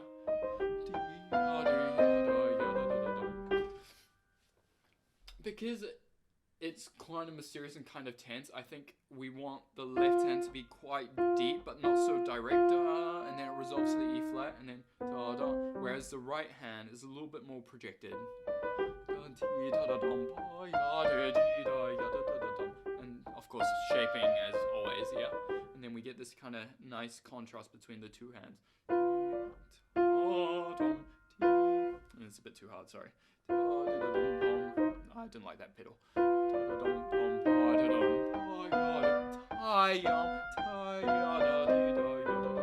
then here it can be quite ghostly if you want. Nice and light. If you have small hands, it's going to be a little bit harder, but you can use your wrist to help, kind of. So probably be the equivalent of me doing this. You can kind of practice jumping and keeping it really light and off the keys. Yeah, of course, sorry, I was doing this way, but it's actually this way. That's where the beat is, yeah. So, shape the melody, because this is kind of the melody. They write marcato in here. I would probably do more of a tenuto. If you do a marcato, compared to like this kind of ghostly atmosphere, you can do it, but it will no longer be ghostly. Right? But if you want to keep this kind of tense and kind of suspicious atmosphere, I think a tenuto sound and going through the notes a little bit on these melodies will help the character more. And then resolve, kind of increase the tension and then back down. Same as the start, just a little bit low and different register. No. But yum pom pom pom, a little bit more lyrical there, I think. And fingers.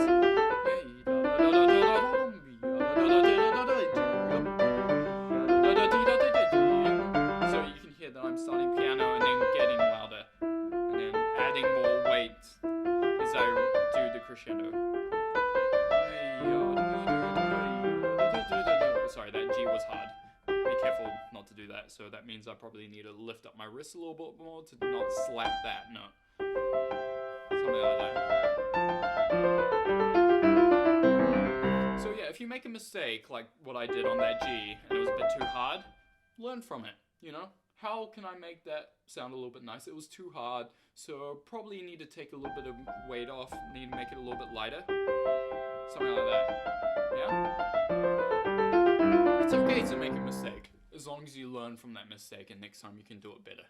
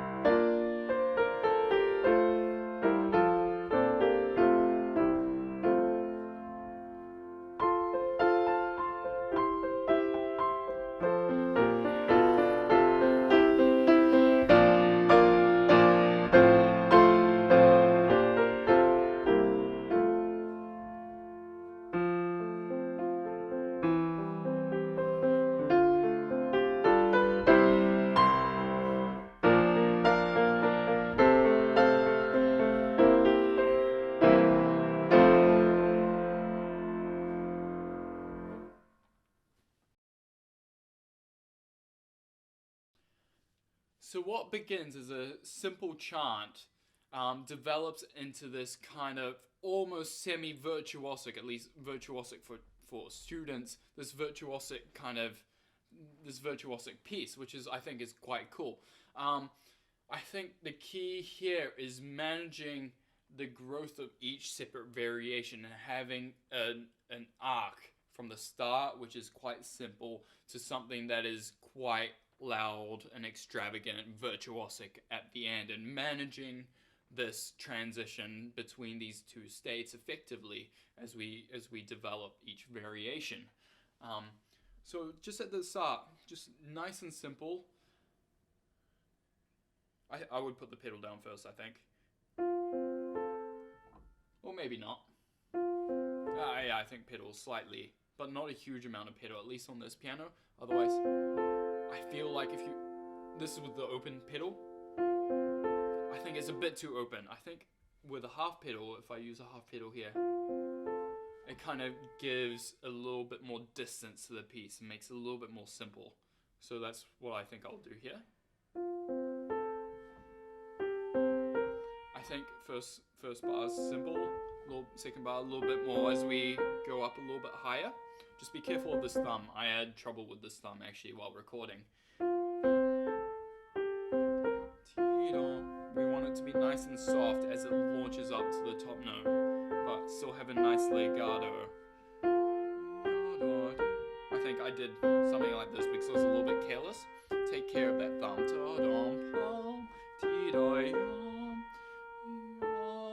Yeah, sweep these notes. And then up again as we reach up. And then up again. Shape. And then we finish the first variation very easily. Hopefully. Very simply, I think is a better word there. Second variation gets a little bit more complicated because now we have multiple things going on in one hand.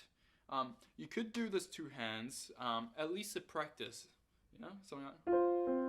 So we can get used to how it should sound. This kind of bellish note should be separated from the melody that keeps happening, keeps coming along, yeah? And then make sure the notes are together in these thirds with a nice legato.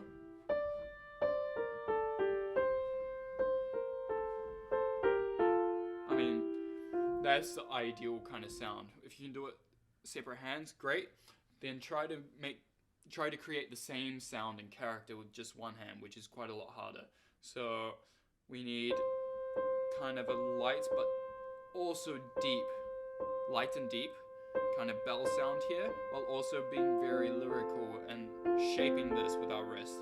So doing both these things actually is not that simple. So I think I'll go down and then up. Yeah, this thumb is quite awkward, so I'm shifting my wrist to help, to make sure, otherwise it'll get hard, because I want to control that thumb. Yeah, so that's why I'm shifting the wrist, so I can have a little bit more control of the thumb over here, and I can go up. If it's back here, it's not quite so easy if you're holding the C, right? And then really take care of the melody versus the accompaniment. And then make sure they're very together and very legato, so lots of overlap. And then shape. And then here, difference between the D and the C as they come in. So weight in that key, less weight in this key. So think outside of the hand. Yeah, tom. So I'm leaning on here, yeah, versus this note.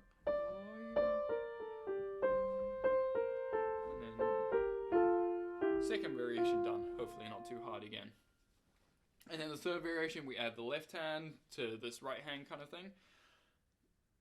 Because the left hand's a new thing, I think it should become a little bit more prominent. And because it's in this lower register, I think a rich sound helps.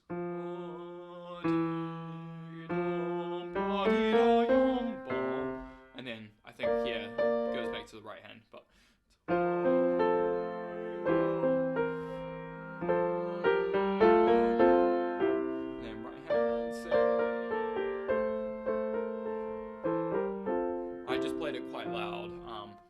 want to do it a little bit softer so you can have better progression through these different variations. But that's the third variation kind of thing. And then fourth variation, it starts to become a little bit more virtuosic with all these hand crossings or jumps, yeah? I think a nice bright sound for these, yeah? To contrast. Yeah? It's not quite a staccato, but should have a lot of energy. And then deep in the left hand, while still maintaining the melody. And then change again. Legato if you can. Very legato here, that's very important. I'm using 5-4-3 because my hand's big enough. If you can't reach, do your best to do the legato without the finger legato. I mean, it's obviously better to do the finger legato so you can try to connect. And then if you can't finger legato, try to fake it the best you can by releasing the keys in a certain way that makes it sound a little bit better. Yeah, this is exactly the same kind of articulation you use for these inner fingers because you can't do finger legato there. So ta ta ta ta ta, and then of course you can use a little bit of touch a pedal to help the legato. Yeah, and the next part, bright again, then change again. So many changes in this piece, it's making me a little bit seasick to be honest, but you gotta be able to manage them. Yeah, T-da-dee, show the direction, T-da-dee, and then it kind of launches into this kind of bell kind of thing. And then I like to go back a little bit here and make it a little bit more retrospective, introspective maybe.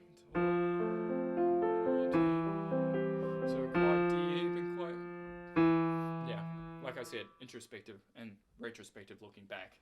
Kind of has that vibe.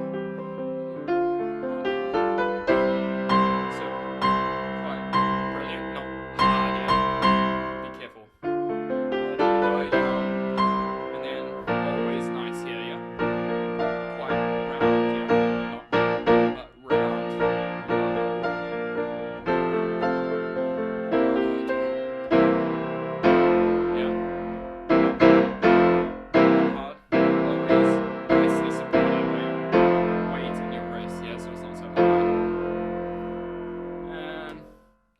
Hopefully you have fun with this piece.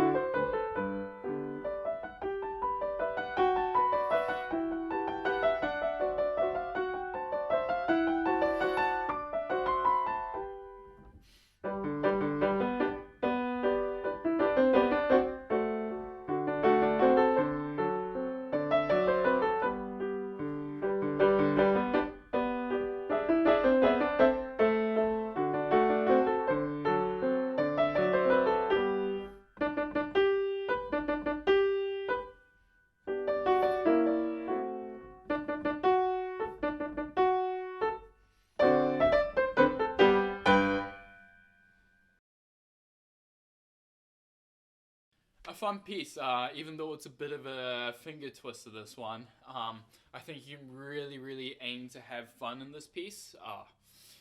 It's a very famous piece. The way I played it, even though it's written as a crotchet, I chose to emulate the way people sing it, which is a bit longer, la cucaracha, as opposed to.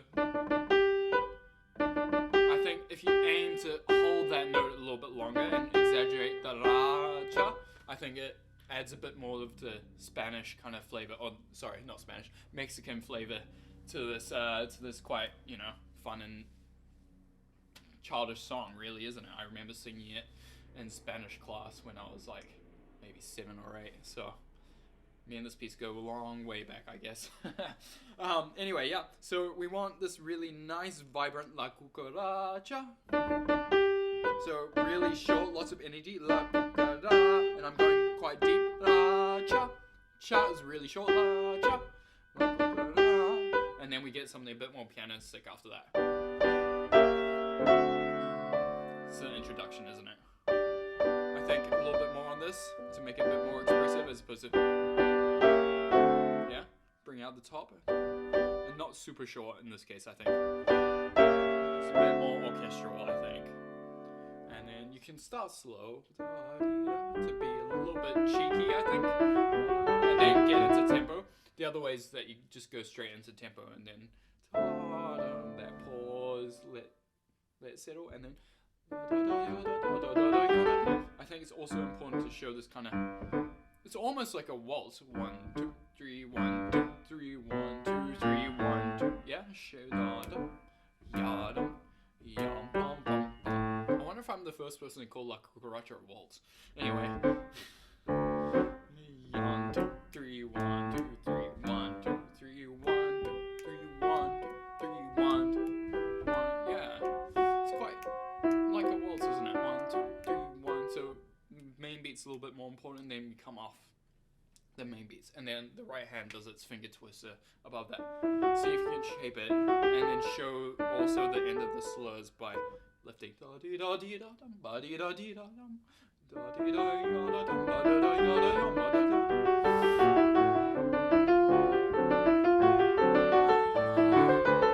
Yeah, you can see I took time on that one because it's a little bit different and I want to draw attention to the fact that it's different. If you just go straight through, you can, but I like to be a little bit more, I don't know, what's the word? Sentimental. Or, yeah, we'll call it sentimental. And then a little bit different as we get the slight change in the left hand. And then we change to the melody in the left hand. This is marcato. I put a lot of weight and energy in it, but marcato has this implication of hammers, right?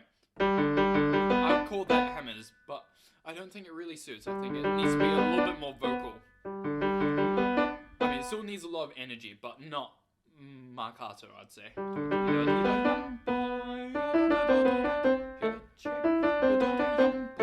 And then same the right hand when it comes. It's like a duet at that point. And then nice and short in the left, in the accompaniment. A little bit of pedal to make it sustained. Yeah, really nice and up, because that's quite cool. A little bit different here.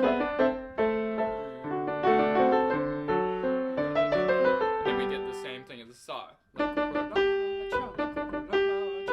And then something a little bit more pianistic again. I like to do a swell through this rather than just a straight decrescendo that's written.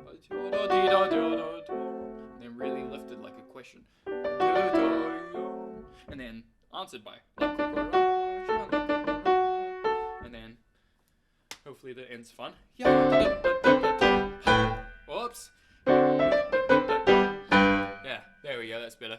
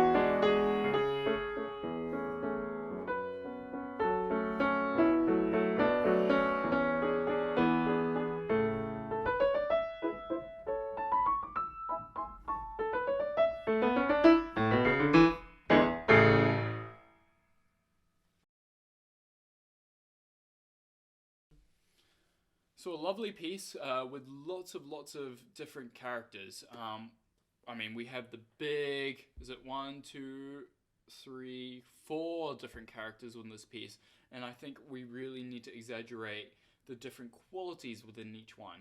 I mean, the first one's very nice and lyrical. It's proper waltz. So what we can do for that is make the melody as legato as possible.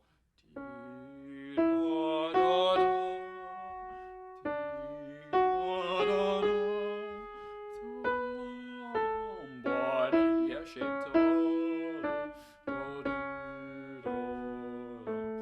And then once you have a really nice, beautiful legato melody, then we can think about the accompaniment, which should be quite waltzy. 1, 2, 3, 1, 2, 1, 2, 3, 1, 2. Yeah. So the first beat of the waltz is usually a little bit deeper, and then the second and thirds are usually a little bit lighter with a little bit more up.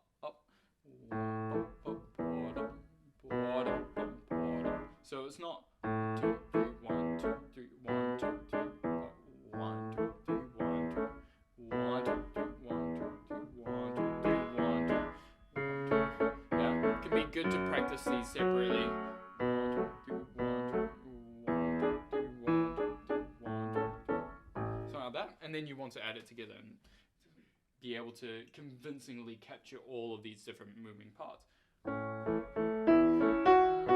Like that, hopefully. What you can do to aid this kind of difference between the accompaniment and the melody is to change the weight. So focus the melody and put a little bit of weight on that note with quite a tough knuckle, so you don't lose any wasted energy through that. Then sink, but also soften it with the wrist, and then up, down. If you think down on these melody notes, you're more likely to be able to capture the difference between. Otherwise, it might end up being.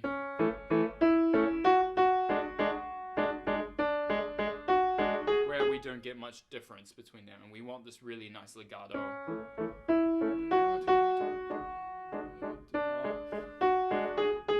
Yeah, so that's the first kind of section. The next one is this kind of like little cheeky kind of thing with a little bit of a waltz in the left hand. 1, 2, 1. I'm pausing a little bit on these first beats sometimes where it makes sense, yeah? Otherwise, it's quite simple if you do it without, but I think the musical tendency here is to take a little bit of time on the downbeats.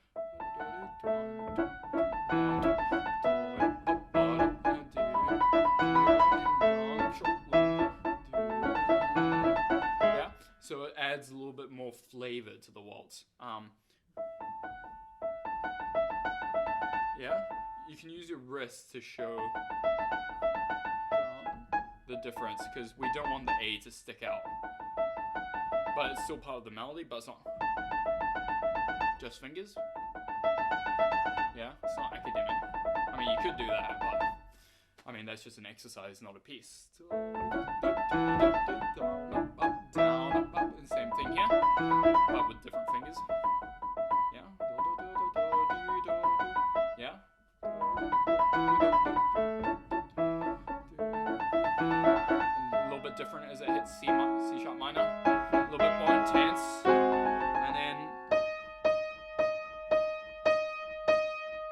almost hammered, but it's got the tenuto.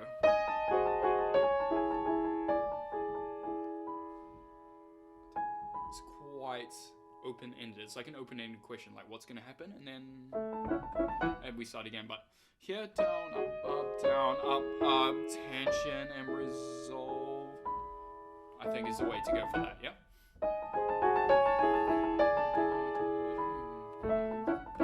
And this is the same as before. And then it changes here. I think this is a bit more flowing, a bit more luxurious in sound. So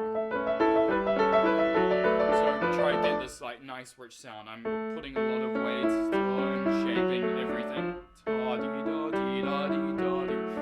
And then also the right hand. Do, di, da, di, da, di. So wa, di, da, di, da, di, da, di. It's not flat, yeah. It's never flat, this piece.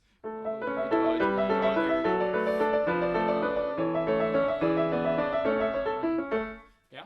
So that's the second part of this. And then we have another kind of cheeky part in the third. It's a little bit different. So control the shape as we get to there, and very high, sharp, short. I think this all has to be very short. And then contrast that with a but not. Yeah. So the difference is I'm not going all the way into the bottom of the key. I'm giving it a lot of energy, but I'm trying to keep it superficial. Yeah, right on the surface.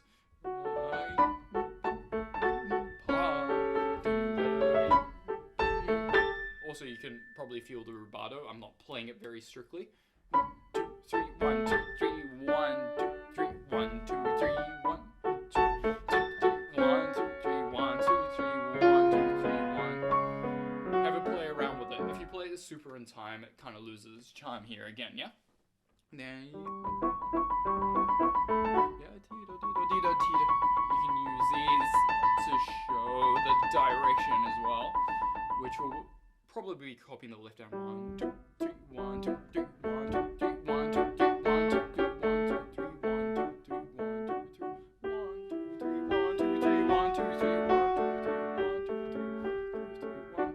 1. Just as an aside, just because I'm being very flexible with the tempo doesn't mean you shouldn't practice without the metronome. The metronome is very important to establish a foundation from which you can do the rubato, yeah? You must be able to play it with the metronome first and play it really accurately, and then after that, I think you can start to play around with the tempo and the flexibility of it. So just keep that in mind.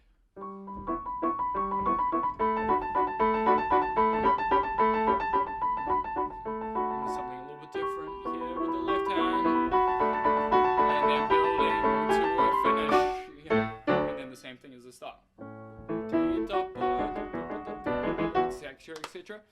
Right at the end, we get the scherzo. It's building on the same kind of character that we just had for this, so we don't want to change it too much, but we need a scherzando. So scherzando piano, I think, means very light. Yeah. I think that's what we want to hear the most.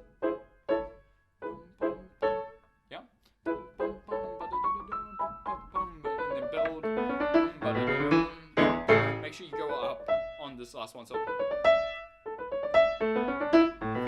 not quite. Yeah. Lots of energy, lots of up, and then it sounds quite nice as opposed to something heavy.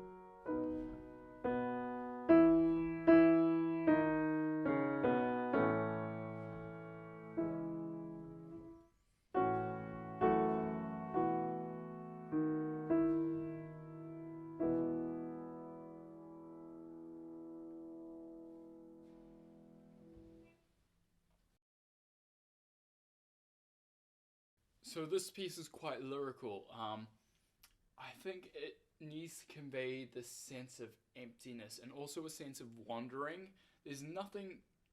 It does say molto andante e simplice, which is, moderately slowly, walking kind of speed and simple. But I think when it has this kind of special element to it, it takes on this like extra, almost otherworldly kind of sense of loneliness, and I think that really, really helps sell this piece. A lot of times I've heard people play it, and it's almost like going for a fun jaunt through the woods, and it's just like.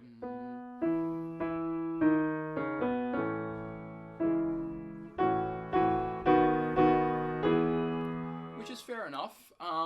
There's nothing really wrong with that, but I think if you're playing this piece, it would be really good to work on the musicality and trying to create this kind of, not oppressive isn't the right word, but this kind of, this almost like a sadness, yet there's a peacefulness to this sadness.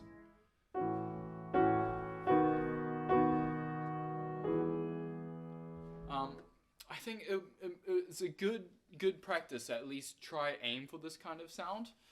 So what you might want to do in order to do that is to really show the contrast between the different sections, even though they're very, very small. First, it's a little bit deeper and darker as we're quite low. Down, and have lots of energy on this B to the E. If you just lose the energy. But it's quite vocal, isn't it? Lots on the melody, and the others notes are supportive. And then forward thinking.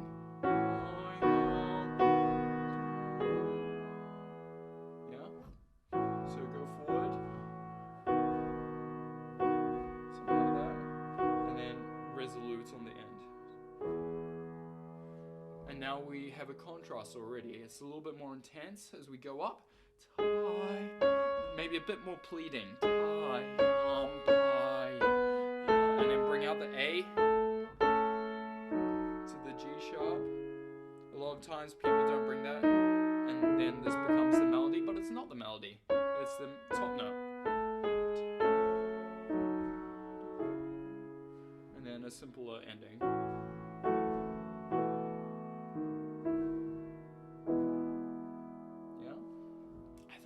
First two lines will be quite good like that. The next note, it's an invitation. It's a pickup into the next, or an upbeat into the next bar, but needs to fall into that, yeah? A lot of times students just go, but it has no meaning. It needs to lead forward.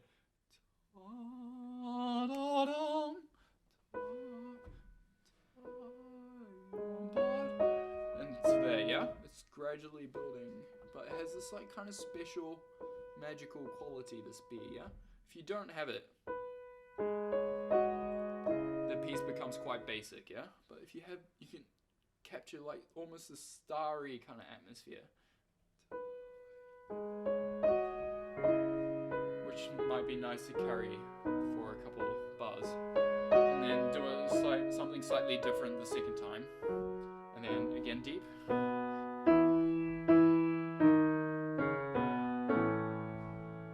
So this is the same as before, but maybe a little bit more final the second time. And then we get to the intermezzo, right? So here it's a little bit more distant, a little bit more spooky. So make sure this E is already quite spooky. Not so present, but has this kind of hint of otherworldliness, yeah? And then very light. Try to keep your fingers active so you don't miss any notes, but still pianissimo. Sorry, that wasn't very good. That's better. I'm using my wrist to keep this light up here, but to control that and then come back down. If if that's too hard or you have a small hand, what you can do is also separate into two hands, like so. And that might be a lot easier than, actually it is a lot easier than doing this, but it is what it is. And then something with a little bit more vibrancy. And then almost kind of glorious there. And then suddenly change to F major. We're not really expecting that from E minor to D major to F major. It's quite a big change. So really feel the contrast in the harmony, at least here.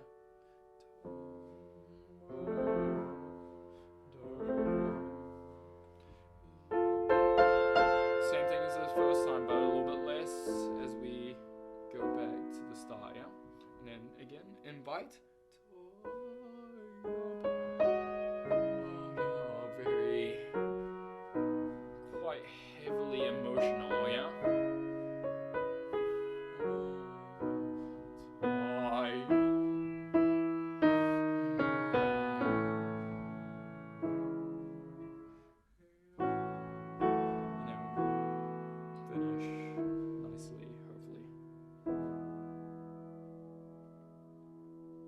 Very beautiful piece. See if you can capture the beauty that's inherent within it.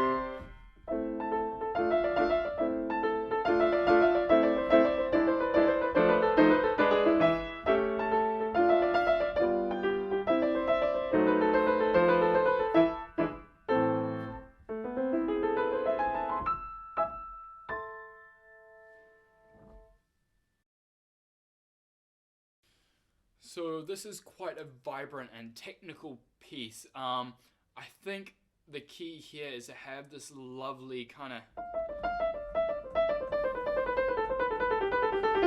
technique with your fingers where your palms really relax and you're able to get a lot of air. And even though it's legato, it's almost non-legato. Because if you do super legato, it kind of loses that energy. Yeah? So you want kind of this uplifted kind of sound throughout the piece, especially on the first note. So I'm down, up, up. Yeah? So you can see that I'm opening up my fingers straight. I feel that gives me a little bit more air and a little bit more control than like this. I feel like this way is also a bit more relaxed in the palm when I open up my fingers straight. And then you can just do this forever kind of thing. Yeah? So, from the start, nice left hand, of course, I guess that's a given. Not too long, and to follow the direction of the piece, yeah? Because it is a crotchet with a quaver rest. And then the right hand just should shape.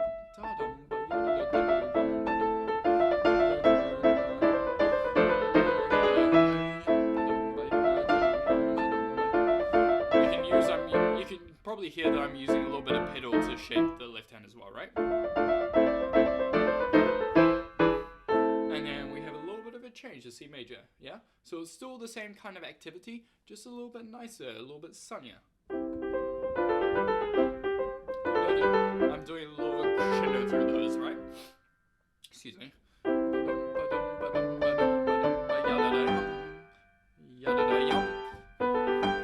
Not too hard though, but lifted.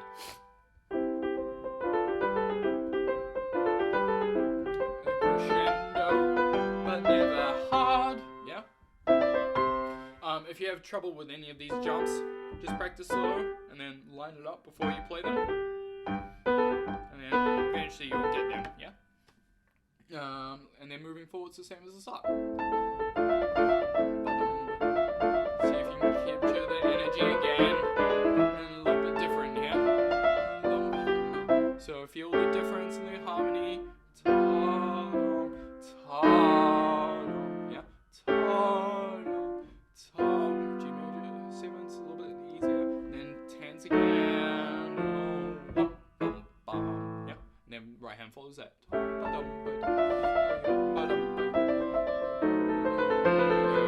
And then very brilliant in the left hand, same thing. Sorry.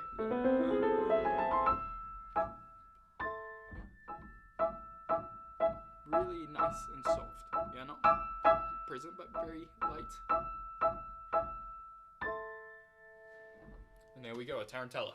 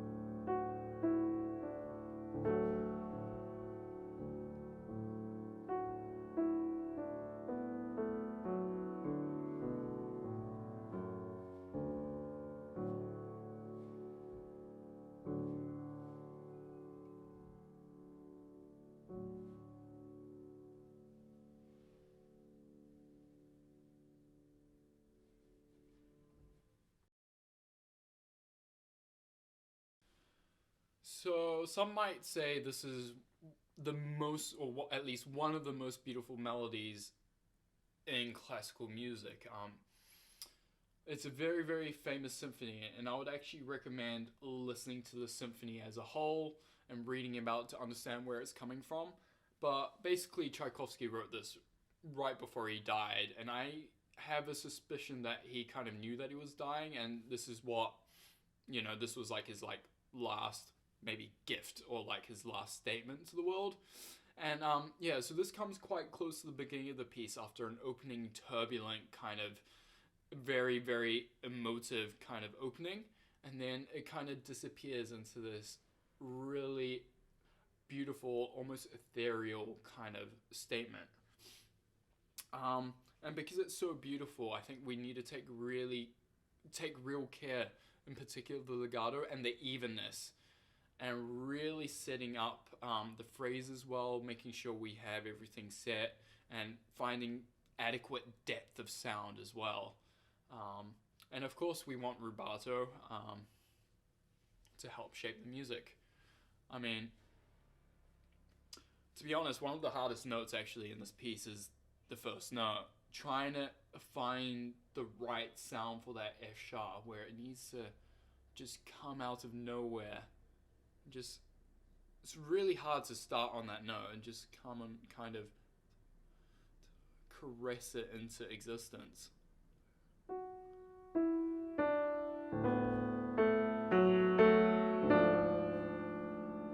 That wasn't too bad, yeah?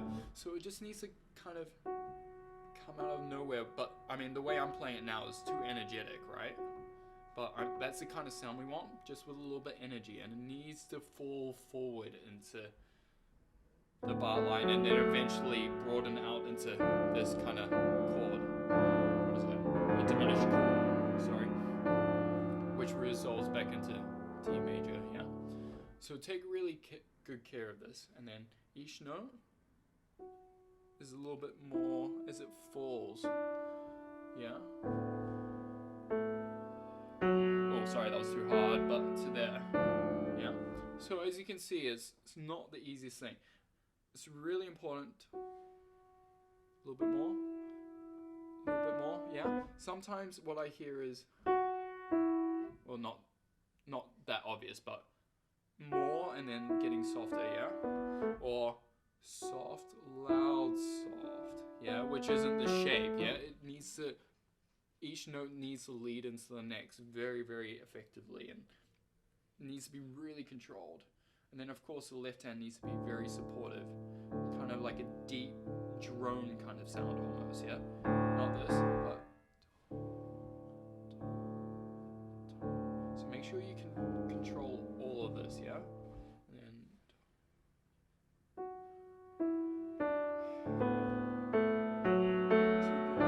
then it resolves to not much energy, not much movement. And then the same thing again the second time. But it's a little bit different as it goes to here instead, which is a little bit more open sounding. And then, yeah, so that's the first line, yeah? Second time's obviously a little bit more, but that's the gist, yeah?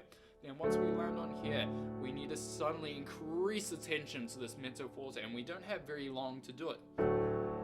It's usually launching off this D to this diminished chord, which needs to be quite intense. And make sure we have the melody quite prominent compared to the others. And then keep the tension in the left hand as we go through on the syncopation. Show the slurs, and then it lands on this.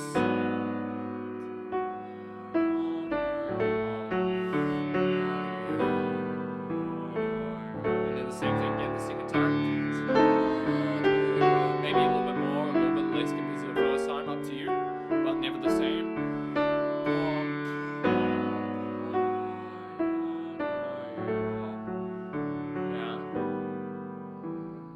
This whole piece is about direction and the legato and making sure you always know where the melody's going, yeah? Make sure, actually, this is an important thing, don't follow the crescendos, decrescendos exactly as they're written in this Thompson book, because if you do that, then the top note becomes the loudest, but it's usually actually pulled away,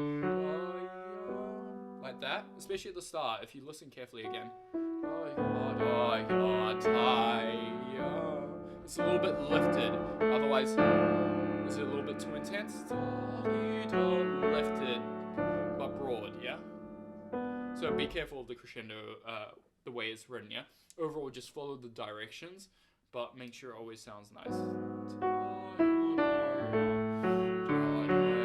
You can see I'm doing that quite intense and then lifting the sound here, yeah? And my wrist. I'm lifting the wrist to create the sound. And then resolving. And then the end is just trying to keep it as silent and as still as possible. And beautiful, obviously. And even as you lose the energy of this gorgeous piece. And then, yeah, try to play these notes softly without losing any. Yeah, nicely balanced. So we hear all the notes, but the top notes the most. This is really, really hard for students. Not necessarily the notes, but to convey the emotion and the character of the piece is really, really difficult. What helps a lot is listening to the whole symphony, and you can listen to some really good recordings, for example, like the Berlin Phil or the Frankfurt Orchestra. Those are available on YouTube.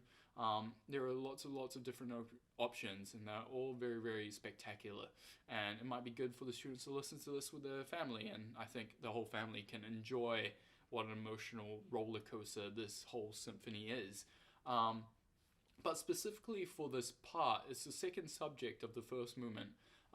If the student is struggling to follow, to apply rubato and to capture the feelings of the music, what can really help is actually to find a YouTube video and play it at the same time with the orchestra. So have a headphone in one ear and then have the student follow the orchestra, and that can be a good instrument to teach the student how to play this with emotion. If they can follow the rubato of the orchestra, I mean, most of these orchestral recordings are superb, so any of these you can follow and start to get to grasp with the emotional weight of this piece. So yeah, good luck with this.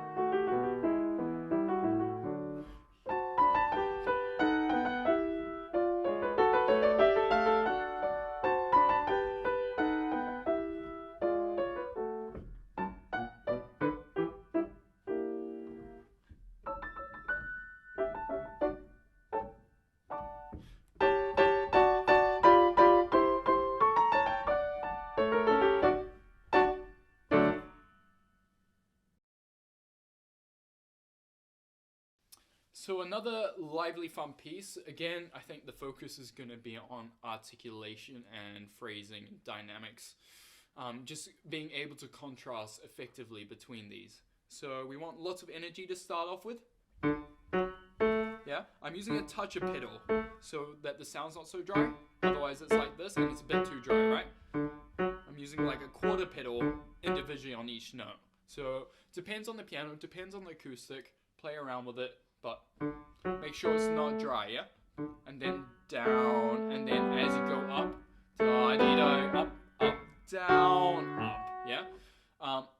Make sure the hands are able to do separate articulations.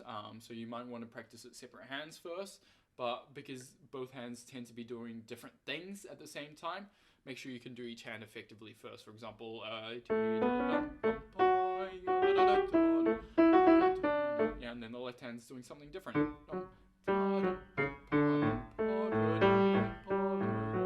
Yeah, and then put both hands together.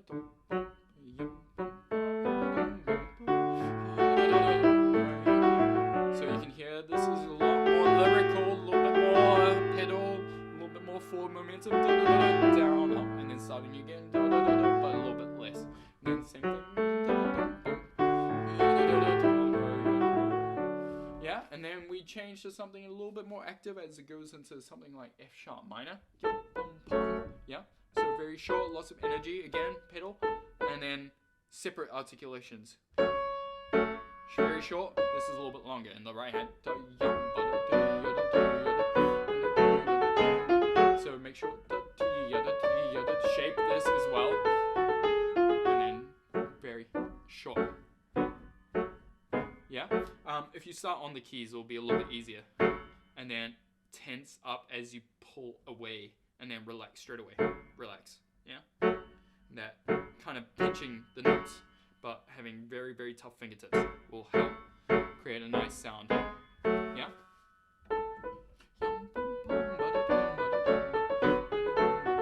And then same thing, but higher.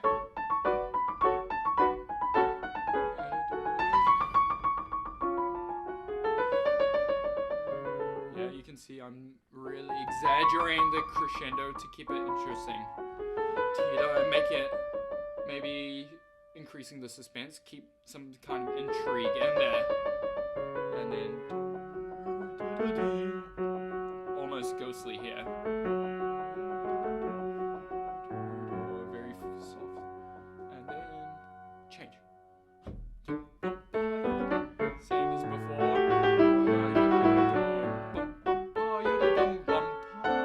I think because this is slightly different, makes sense to have a bit of a pause, a very, very small one, just to highlight the fact that it's different. And then resolve it after that, yeah? And then we get something a little different again. Yeah? So what we want to do is keep this light, but have this forward momentum in the right hand. I'm using a little bit of wrist to make sure it's not super articulate. A little bit more lyrical. Careful on that E sharp. That was a little bit hard the first time I did it. Oof. Yeah?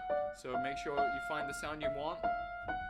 And then add the bottom note to it. Yeah, and then add left hand.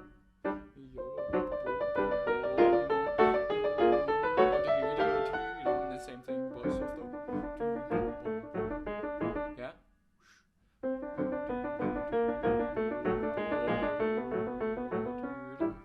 Pianissimo. Question? Kind of an answer. Make sure you really go forward to increase the tension. Another question? And then it resolves on F sharp major for some reason. Lots of energy, lots of vibrance. Yeah, it's a big surprise. And then we go something a bit more normal that came before.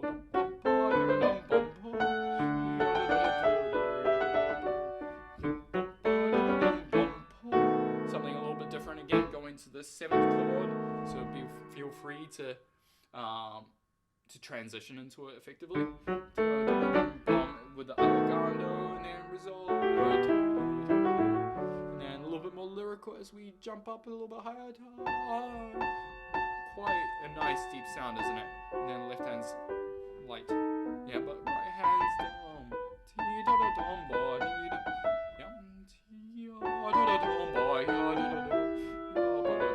Shape. Same thing again. And then kind of questioning this dim, yeah? What's going on? Yeah. And then very, very quiet. Oh, sorry, that's an F sharp. Yeah.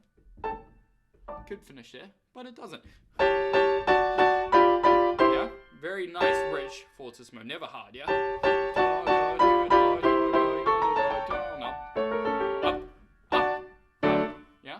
So make sure you can really contrast these slurs, these staccatos, and always have this really, really nice sound in the articulation. Never hard. And try your best to convey all these different characters and transitions that occur throughout the piece.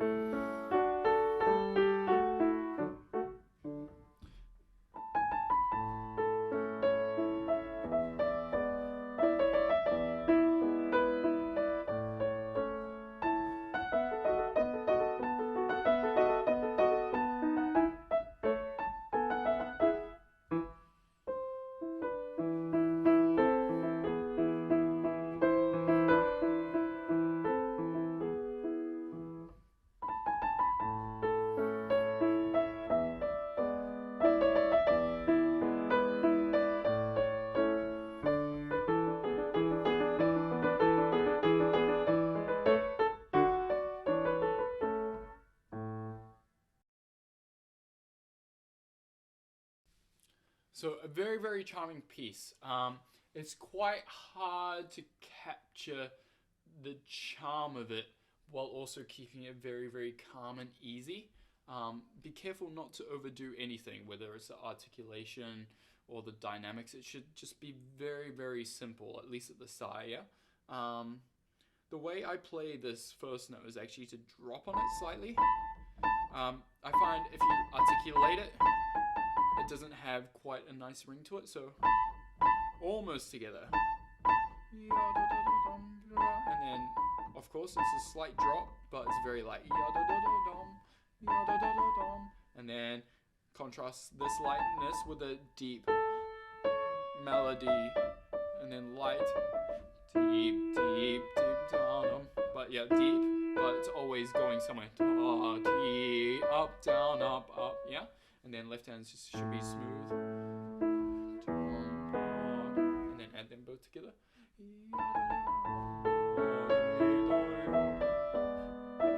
Should be very charming and easy going. And here, a little bit more active. Very in the left hand. Sorry, I'm missing a note. This B is not coming out very well on this piano. So like that, and then a little bit of energy. Down. I'm pedaling these staccatos so it's not dry. Otherwise, it sounds like this, and it sounds very crass. And down, up. Yeah. So those are the contrasts we kind of need, but it's all very, very charming, all very, very easy. Nothing's terribly like intense about this opening. Yeah. What is a bit more intense is this next part as we change harmonies. I think we can bring out this kind of. It's a little bit more intense. So think a little bit deeper, at least for the melodies, and then the accompaniment, repeated notes should be a little bit lighter, but still quite long and lifted. Yeah.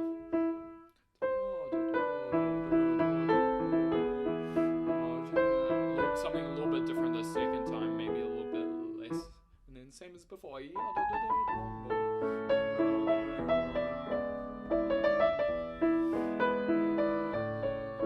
then same energy. Okay, trio. This is a little bit hard to make interesting, but try to follow everything that's written, and I think that will help. So piano, staccato, and then contrasting with the slurs, the down ups, yeah? There's a little bit of increasing expectations as we go up the scale. Dun, dun, dun, dun, resolves there. Dun, dun, dun, down, up. Yeah, show, fall through that. This should be easy and simple. And then another scale. But it resolves here, and then down ups, yeah, something a lot smoother, and then something a little different again. I think this is a little bit deeper, but very nice legato.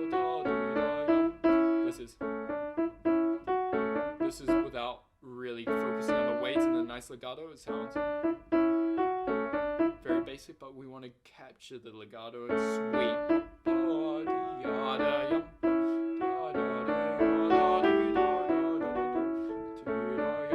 Very light left hand. Shape. Nice ending. And then another scale. And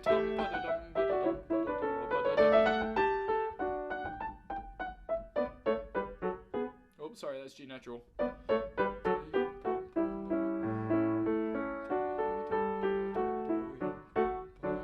And then we go back to the start. But overall, this should be quite simple. You shouldn't be stressing out about anything. If you are stressing about something, then you haven't mastered the piece and you're not able to play exactly how you want. You want to be able to play this very, very carefree, because any stress that comes up will show in the sound and in your face. And it should be the opposite of stressful. So really, really get to grips with this piece before you perform it.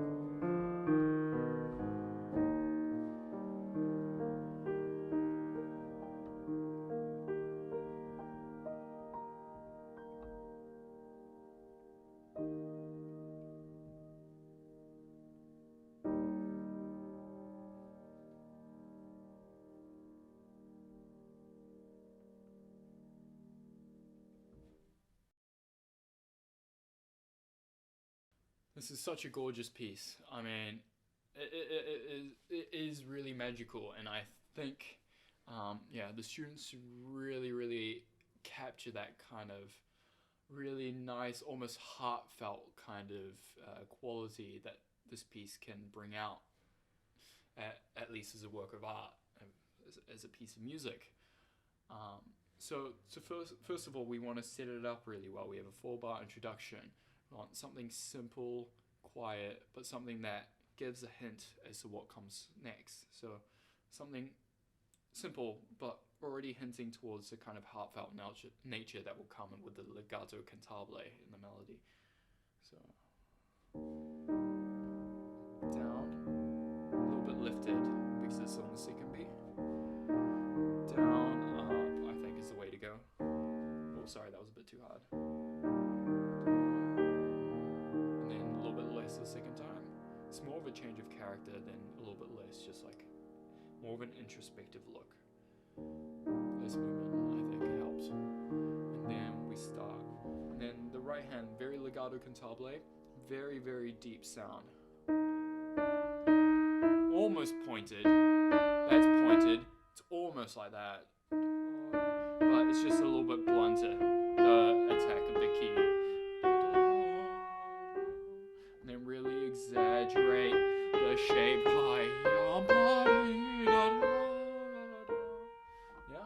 It's mezzo piano, so don't go too overboard, but that's the kind of feeling we want. And then, of course, the left hand, down, up, down, up, down, up, down, up, like that. Very supportive, very round, yeah. And then adding both hands together. Can you hear the balance? This is very deep. This is quite supportive, yeah. That's the kind of quality we want. Especially, that's so beautiful as it resolves there. Very tense. And start the phrase again. Maybe a little bit more the second time as it goes higher, yeah. And then a little bit more, a little bit more passionate, I think, at this point. I'll bring the finger back so it's quite a nice bright sound, but not so stuck. We want to keep the moving forward.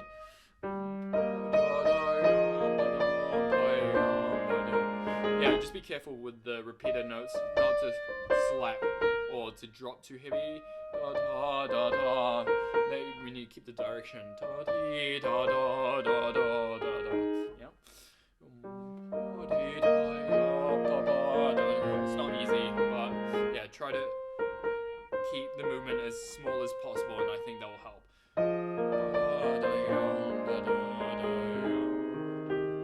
And deep, very vocal again, and then prepare for this transition as we finish around here. And then this is a little bit of a improvisatory kind of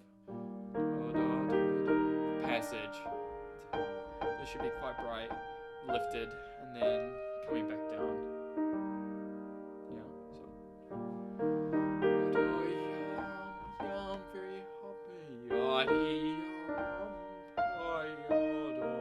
Sorry, wrong notes. Yeah. And then poco animato, a little bit more animated. Still the same sounds in both hands.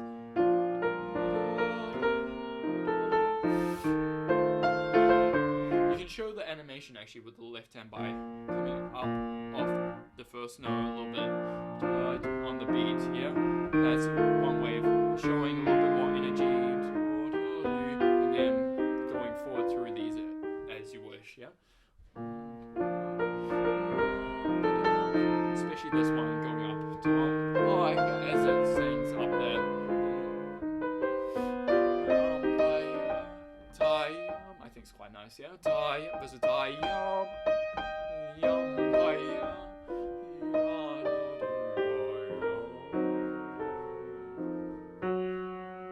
nice resolution. Also with the right hand. So we have two separate resolutions.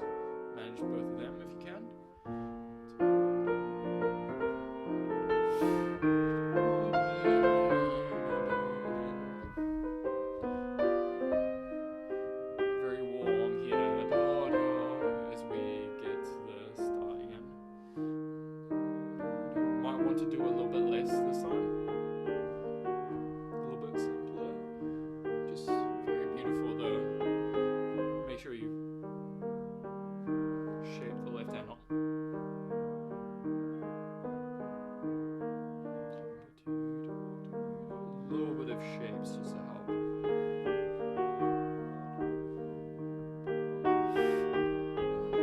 Really make most of these slurs are very expressive and then different, so let's draw attention to that.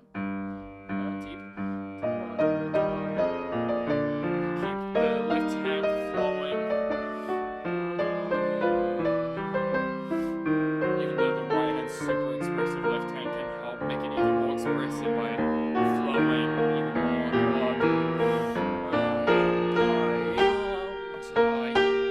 Clear the pedal, and then resolve. Sorry. And then the same thing again. So energy.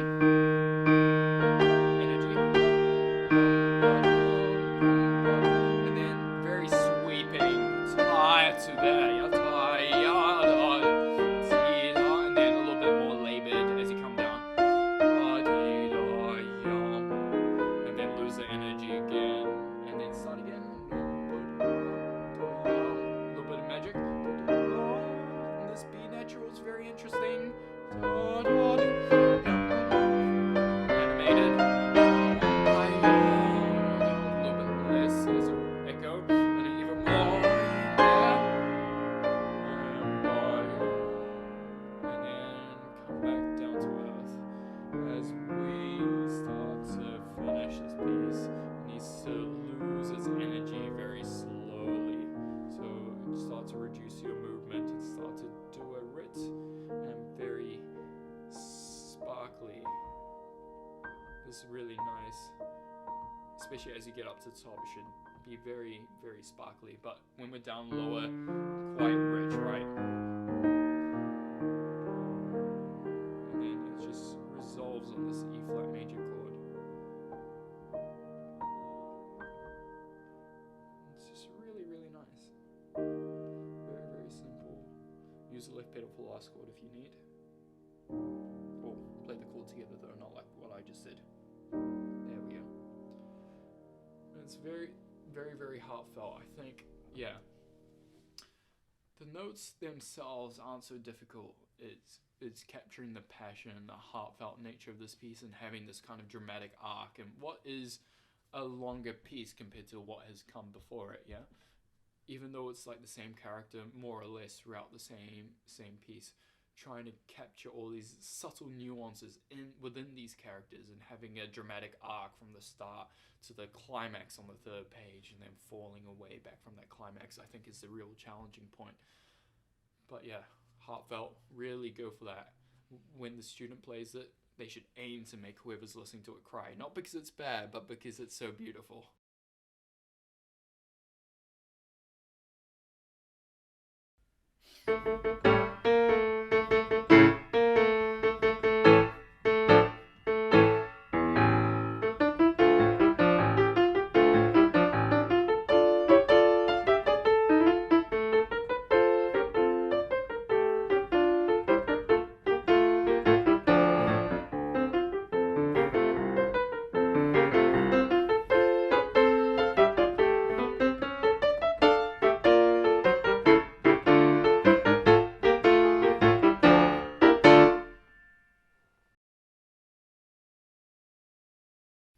So this is quite a fun and folky piece, isn't it? It's quite different to anything that's come before.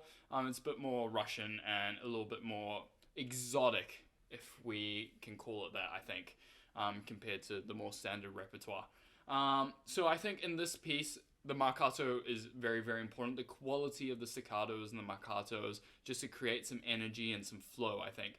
So first of all, you want to make sure you go to the bar line, yeah? Whilst, so da dee da yum pa dum, and then ta dum pa dum ba ba ba.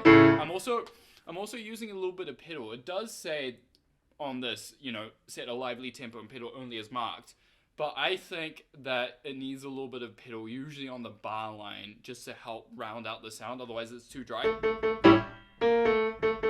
Yeah, but just have a little bit of pedal to rough out a little bit of those edges. I don't think it wants to be too dry. And then, yeah, just nice lots of sound down, up,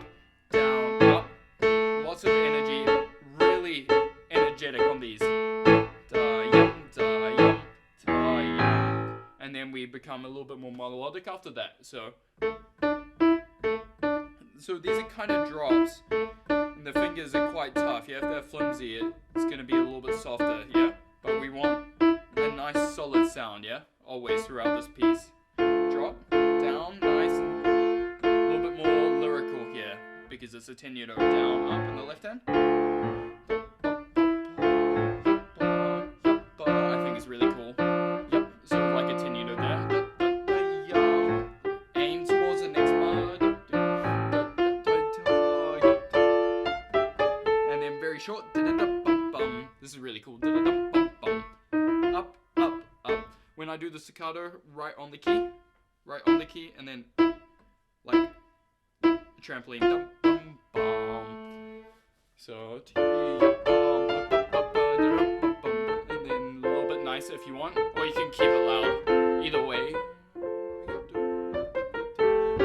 as long as you keep it interesting. There's many different ways you can play it. I don't think it's very, very strict in, you know, the fortes, pianos, the kinds of staccato, how fast or soft how fast or slow it needs to be. Like, I think it can be very variable in that case, as long as you keep it interesting.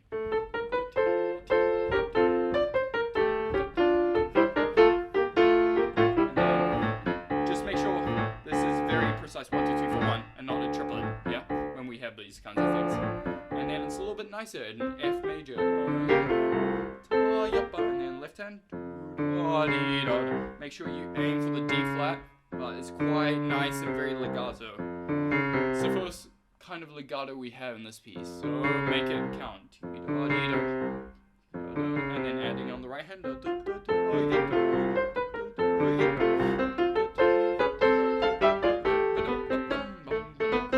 Very energetic. If you don't do as high, the staccato is not quite as nice or as energetic. So always lots of energy.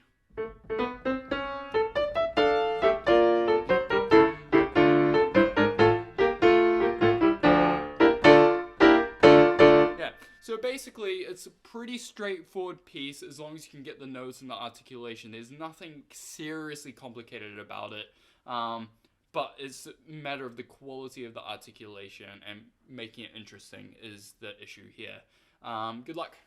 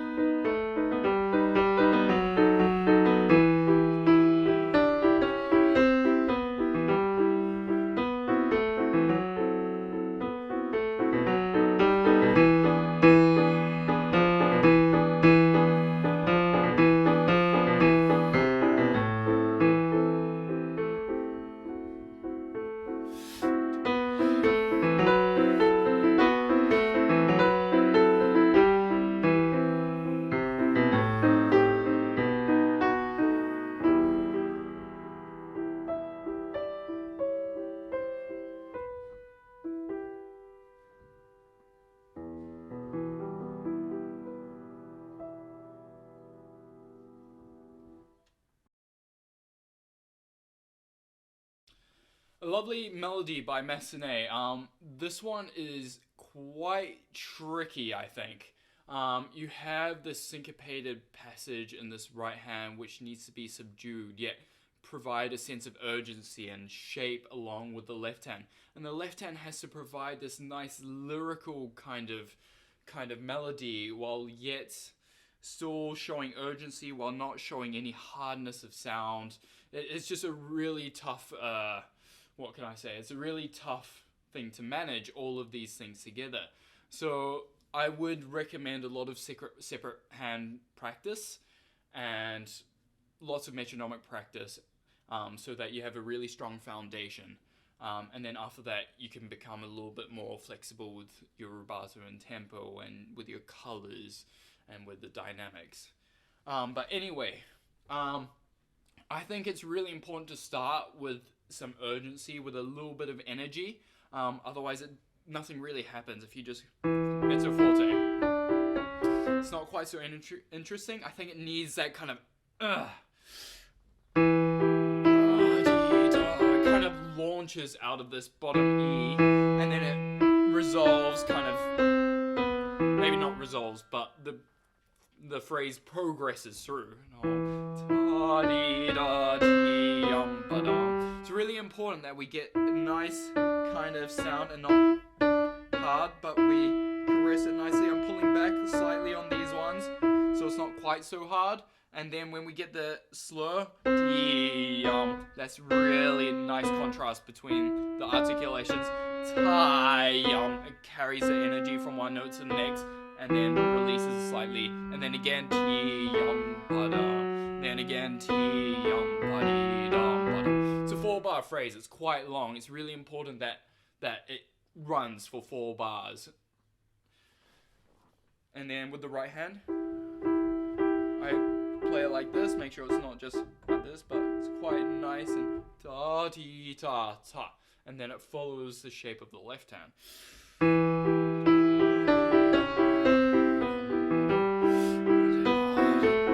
One phrase, keep the energy going to here, and then start again.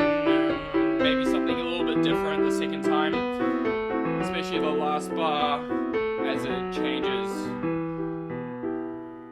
and then dies away. I think that's where you change the second time, yeah? And then fade away, and then a little bit of different color. Depending on how much you want to change the color, if you want to make it really light and angelic almost, will determine how much writ you want to take leading up into it. If you're not changing too much color, it doesn't make sense to do too much writ. But if you're changing the color a lot, from this kind of intense, fiery kind of color to, you would probably want to have a bit more of a breath in these 2 bars.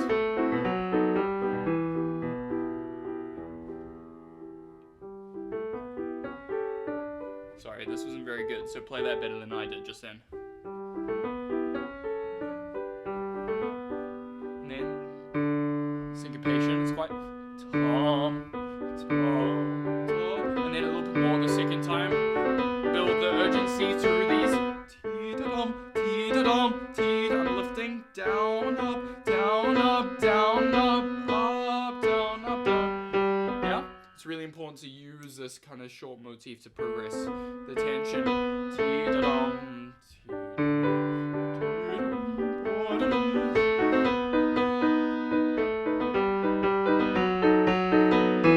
then energy again. It doesn't say whether you should crescendo or decrescendo into this part. I've done a crescendo, but I think a decrescendo could also work, and I'll demonstrate how.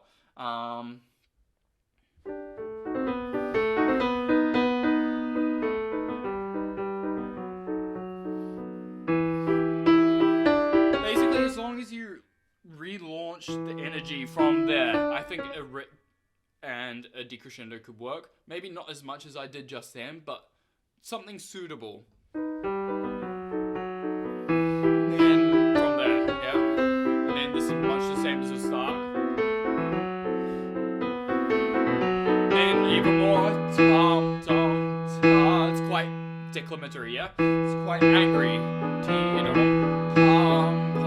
Feel the anger. Well, make sure it's not super like that, but still caress slightly. It's not too much.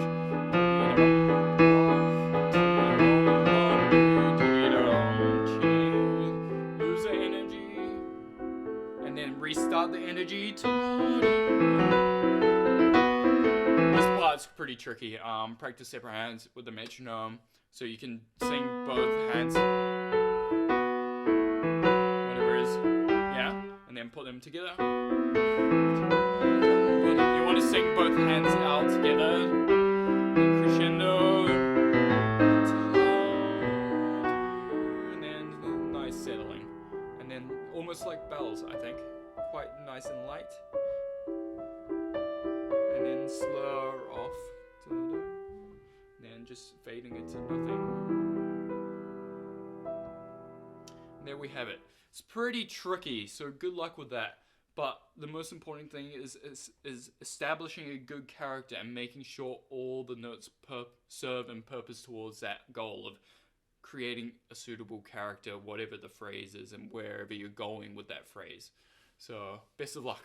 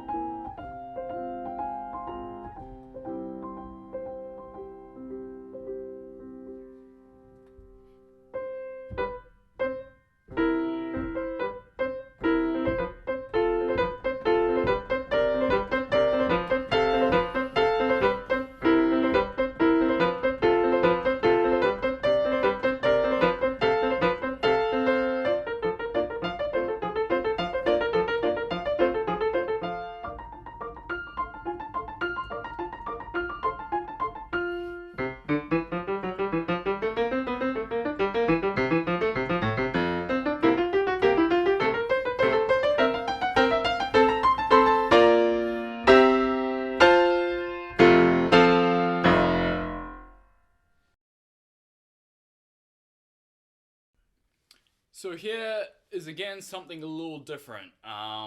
We have this piece which changes characters actually very, very often. We go from serious to light to spooky to really immature and carefree kind of thing. And it's really important to have these like 10-20 seconds of all these different characters and be able to do them convincingly. I think that's probably one of the hardest challenges of this piece, like creating a coherent structure and interest, where it gradually goes from very serious to something a little bit warmer, to something a bit spooky, to something virtuosic and crazy at the end, right? If you don't know, this has been covered already by Tom and Jerry, famously. So I'd recommend watching that on YouTube or somewhere if you can. It's a very, very fun short, and it helps kids to really understand the drama and the character of the piece, no matter how silly the cartoon is. But it's great fun. Yeah, so watch that if you can. Anyway, so this piece, it starts off quite serious, marcato. Here, I use my first and third finger to create a nice large sound, and I do this kind of knocking motion to get the repeated notes on this first note. You can use separate fingers, but I quite like da-da. It sounds a little bit more secure, and the second note is more important, right? Da-da, it goes to the second note. And the same with the left hand, which is a little bit harder because it's got the chords. Yada, yada. The fingertips need to be really, really tough, yeah? So, yeah, Make sure you practice on this. Yeah. The fingers need to be super, super solid for this, so the sound projects. Very free here.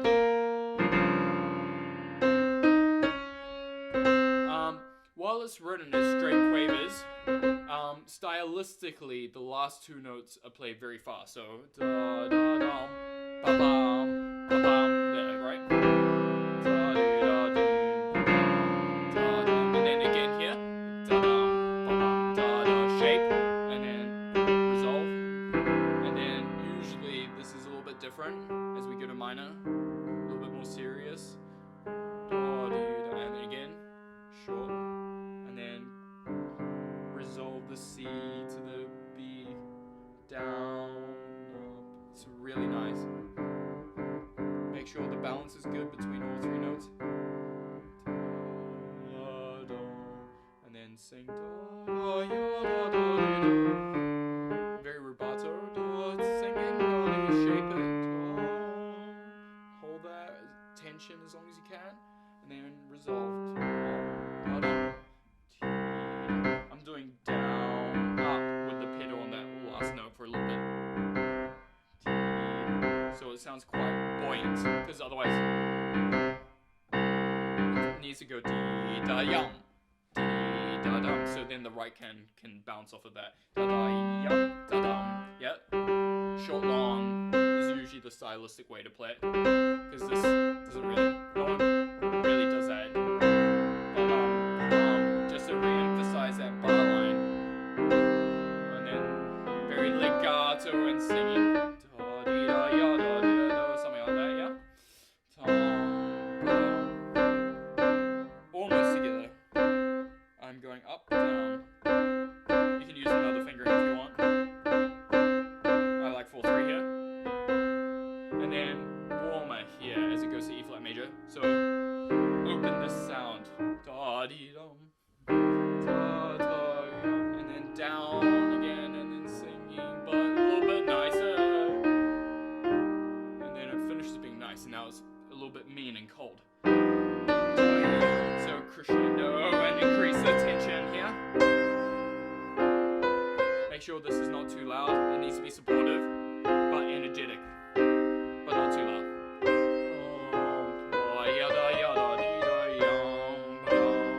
So the right hand just needs to be a lot more than the left hand here, yeah?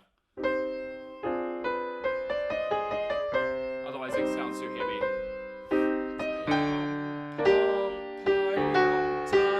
I think that's the way, not if you do it short, it loses the impact. But or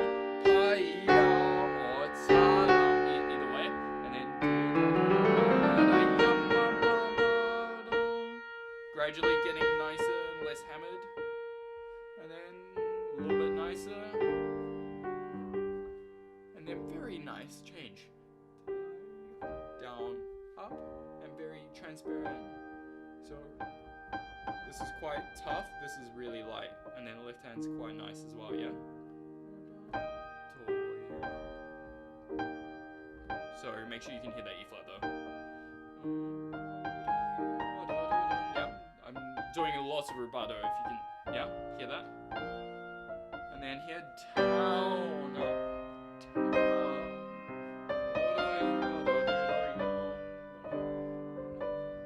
Okay, next section is again something a little different, it's a little bit spookier. Here I use the left pedal to change the color again. Yeah, if you do it without the left pedal, it's a lot more open sound. It's not quite the same character. So on this piano, I use the left pedal, the una corda. Up to you. I would generally recommend for the left pedal in this section. And then the other part to think about in this question is, in this section is 1, 2, 3, 4, 1. Not to do triplets. If you do triplet, it just becomes nice, yeah. But it needs to be precise. And while shaping, of course.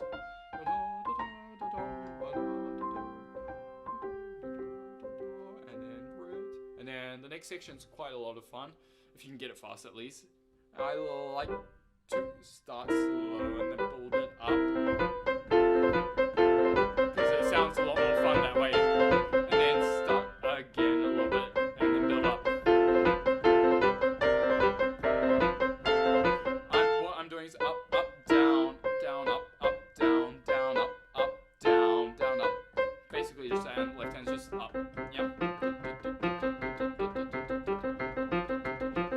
keep everything relaxed and nice and loose. Especially when it's slow, there's no excuse there to not have relax. And then our very strong fingers on the outside. Yeah? And then that should be fine. Practice with a metronome, of course.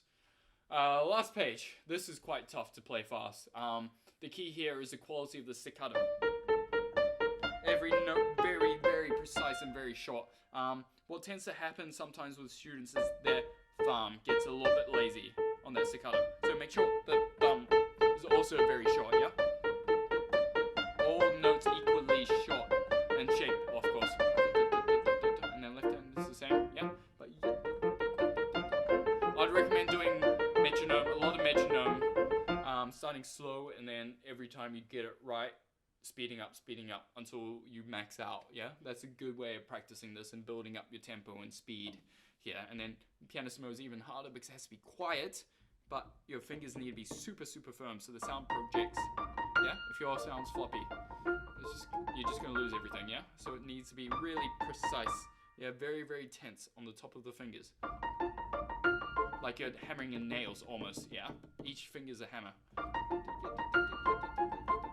But very light hammers. And then it's the same here. But just a little bit deeper hammer, but deeper.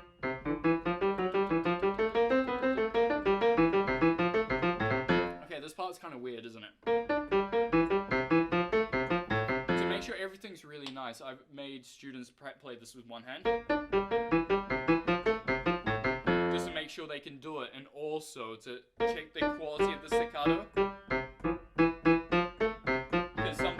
When they're switching hands, sometimes the staccato is not always even, yeah? So sometimes just check. Sorry, I need to practice this apparently. Yeah? So that's a good way of practicing this part, and then this part's the same, just a little bit faster. Make sure you do the crescendo up to there, and don't back off here. I've heard that a couple times. And then big sound, and just something like that. And that's it.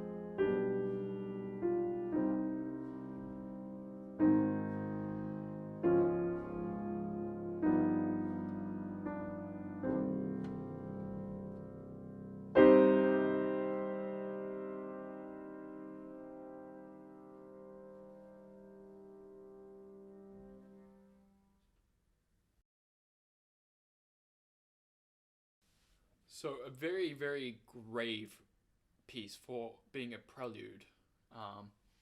So normally preludes are short pieces of music.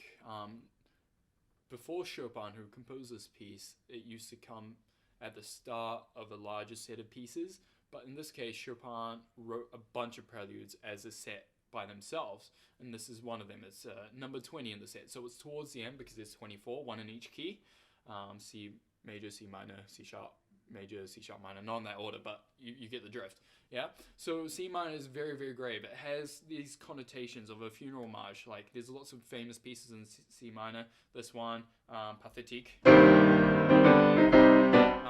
And other examples by like Beethoven, like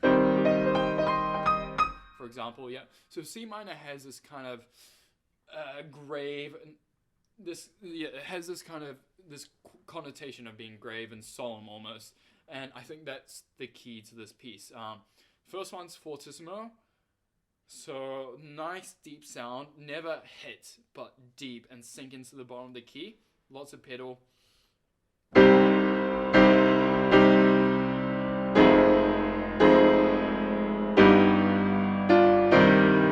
lots and lots of energy. Your fingers should be quite strong, yeah? You can also practice on the key lid to make your fingers stronger, and then go like that. That's the kind of energy you need to play this piece really convincingly, yeah?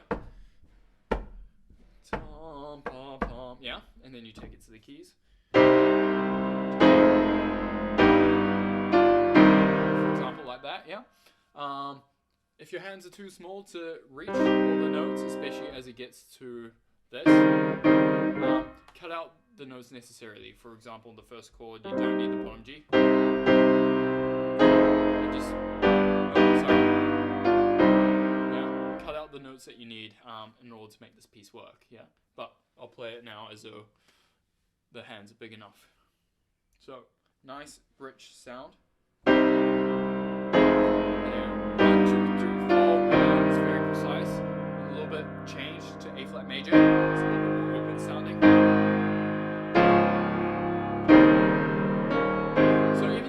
Really loud, it should have a progression. You should know where you're going in terms of the direction of this piece. So for example, here to here and a little bit less as we come to here. I like to do the next chord, the G major 7th chord, a little bit less, so we have room to grow for this crescendo. And then to the next one, make sure we have the top notes. Because that is the melody. After all, so make sure the melody comes out.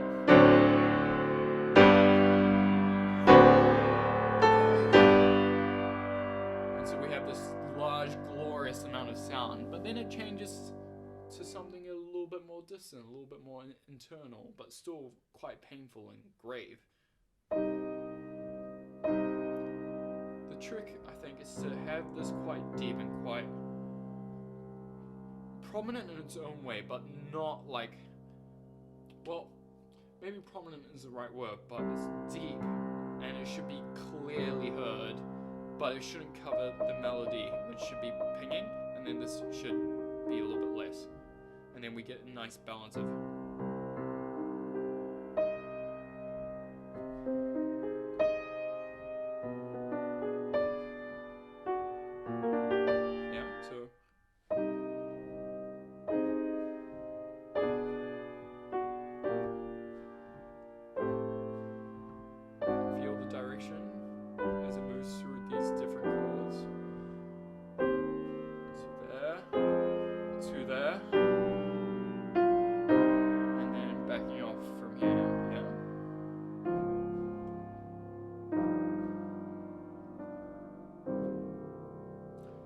same thing, but even more distance.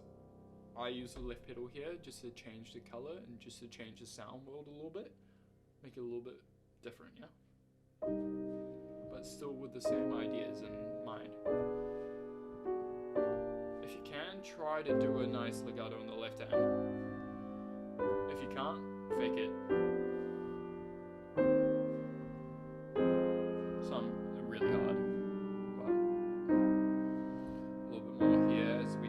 And then dying away again. And then the final chord should be an accented. It's not a decrescendo, it should be an accent.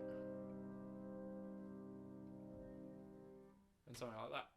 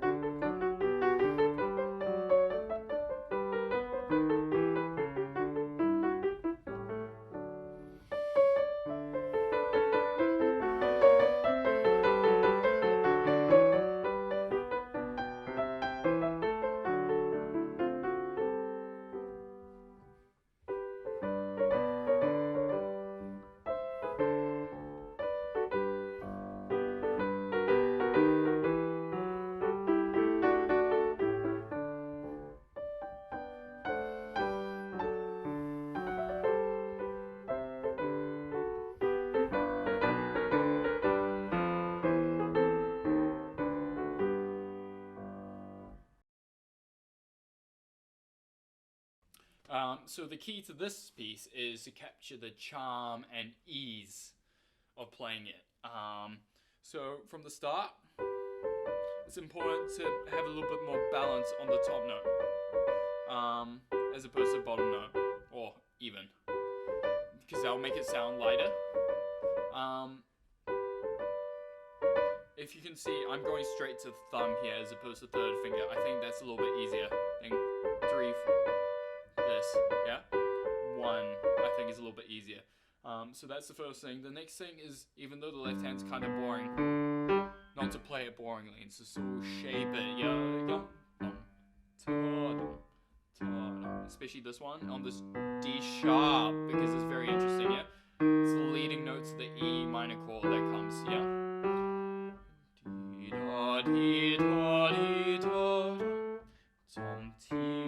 Yeah, and then put both things together. And down, up, down. I'm sliding very nicely here to help the legato. But if you kind of do this gently, I think that will be quite nice. Well, of course, you can do the fingering they suggest, but I find this quite awkward. So I do 3, 5, 1, 2, 1, 3, and just slide the thumb. And then the same thing for the next one. Down, up, down, up, down, up. Yeah, maybe that's a bit too much, but make sure it still flows, yeah? And the next part is a little bit different, a little bit brighter, because it's higher, a little bit sunnier, I think. Again, top note.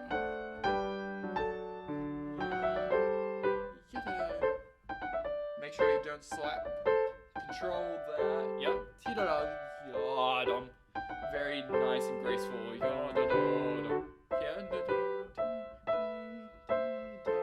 Let's try to make that legato.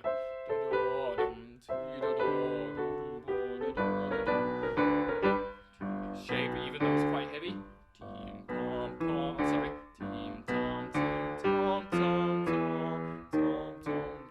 Yeah.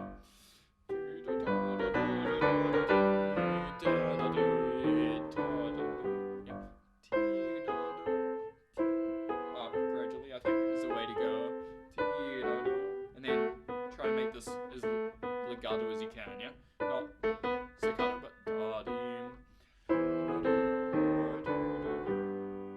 okay, and then the trio can be a little bit faster, a little bit lively. Make sure we have these nice contrasts.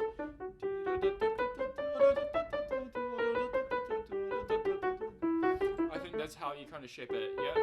Shape and exaggerate the shape when you have the slurs, and then the staccato is a little bit more forward looking. Sorry, my left hand's a little bit ugly. Make sure it isn't, yeah?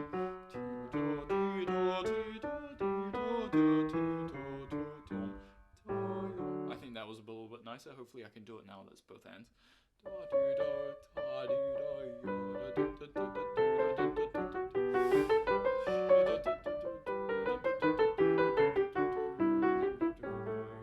And then the same thing, the next part, but now it's a lot more flowing because there's a lot more slurs, yeah? Finish, and then start again, and then again. You might want to practice those in separate chunks, but then add them all together later. And then we get a little bit more sound here. You can do piano here. You don't have to, but if you do piano, very light and cheeky almost. Yeah, very light and very legato here. That's pretty much the piece, isn't it? And then you go back to the start, obviously. But yeah, overall, it's a little bit harder than it looks, but the key is to get the charming, kind of innocent kind of character to it. And yeah, if you're able to capture that, it will be a good performance.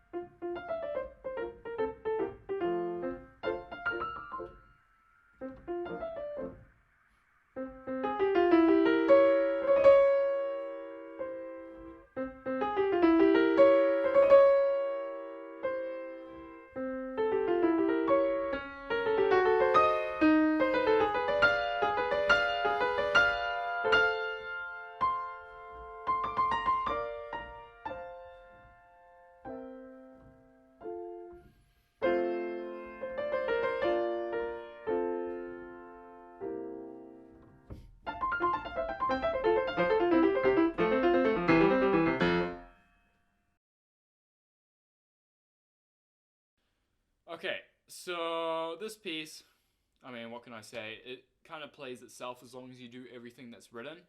I think the key here is probably actually the speed for once. If you play it fast and full of energy, I think that's a little bit more convincing than...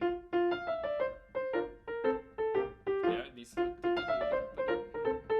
Yeah, I think that gives it the correct, maybe not correct, but gives it a better kind of vibe. And then these can be really short and light. Yeah, just kind of this action, yeah? Just really nice and easy. And then same thing.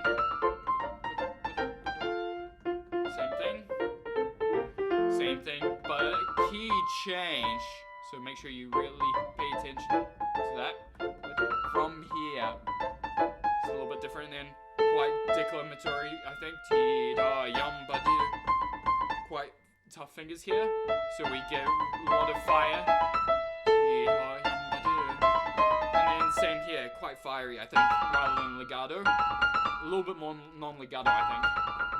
This kind of sound, yeah? I'm opening up my hand, or you can do this even, but... And then dying away, getting a little... Yeah, this is quite nice, yeah? So make sure you finish well, and then...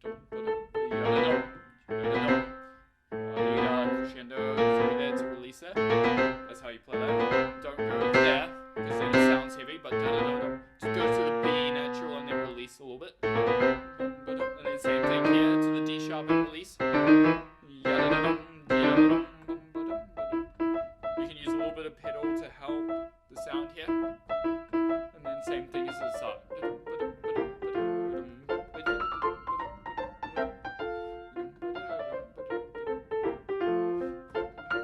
Suddenly, stops. Silence, make use of the silence. It's gonna happen now. Oops. What's gonna happen? Yeah, so make sure you have the tension already. Yeah. That A flat is where things start to go a little bit mysterious and crazy, yeah? And then the same thing again, maybe a little bit more.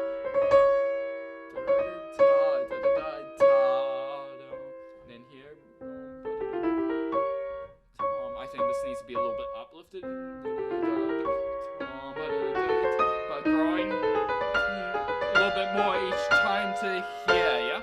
Aim for the third. And then there we go. Resolves nicely down.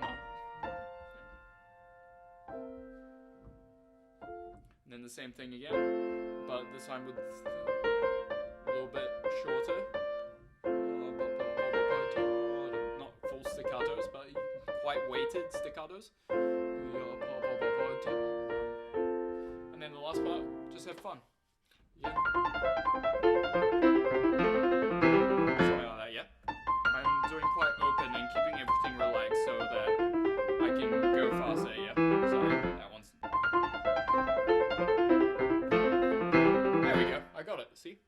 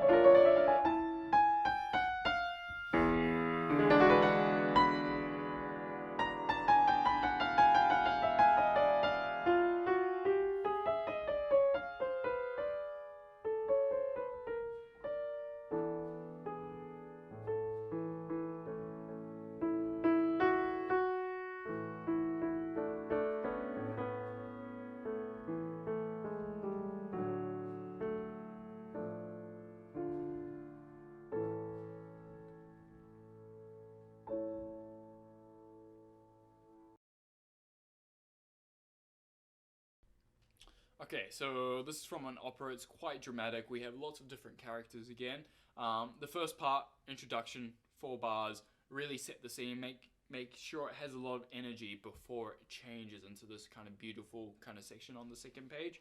So first of all, it's quite a crunchy chord, yeah? It's almost Wagnerian. Yeah, so make sure there's a lot of tension as you roll through that. And then release it almost on this.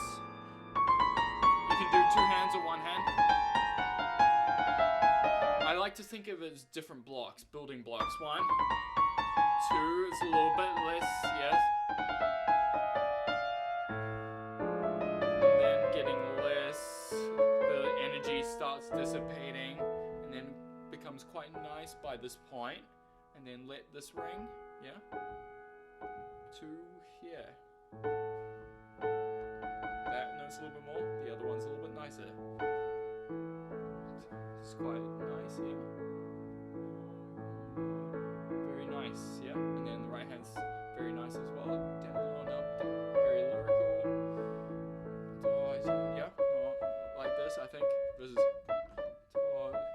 I pedal each note to give it that kind of lilt. Toreador, Toreador, down, up, down, up. And a little bit warmer here. And a little bit warmer again. And then it finishes here. And then it changes. A little bit more tense. Build through these. Da-dee-da. And it goes through there. Not hard, but quite round. Even though it's tense, yeah? And then this is a little bit lighter, but still energetic. Yeah, I'm putting lots of weight down to carry the melody. Quite legato, yeah? Very legato. So, and then build again. Same thing, yeah? Very legato. And then to here, start. Pom, pom. Yeah, lots of energy, lots of sound. Roll through that. Lots of power on each note. And then power. And a little bit less here. A little bit nicer maybe. And then piano, but still tense. Yeah, like this.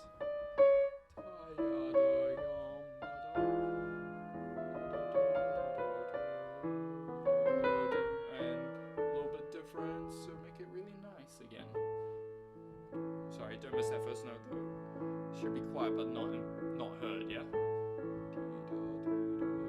It's like a lullaby.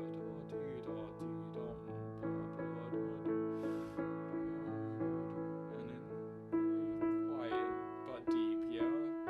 So it has this warmth of sound to it.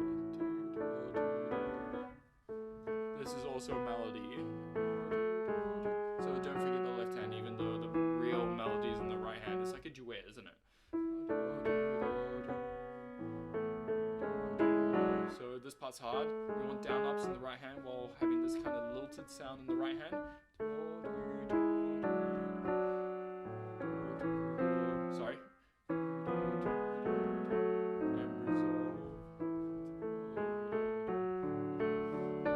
Quite nice, yeah. But not flat, but a little bounce.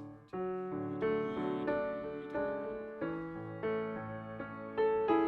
little bit warmer. And that finishes. And again, we have the same 3 notes repeating. And it builds again. And again, a little bit more. Very legato. And then big again. And then suddenly piano. Yeah, very, very fingery. Very wispy. And then very, very grand sound almost. And lose the energy.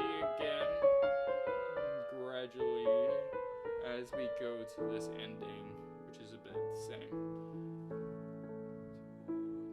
Yeah, very, very soft and caring tone.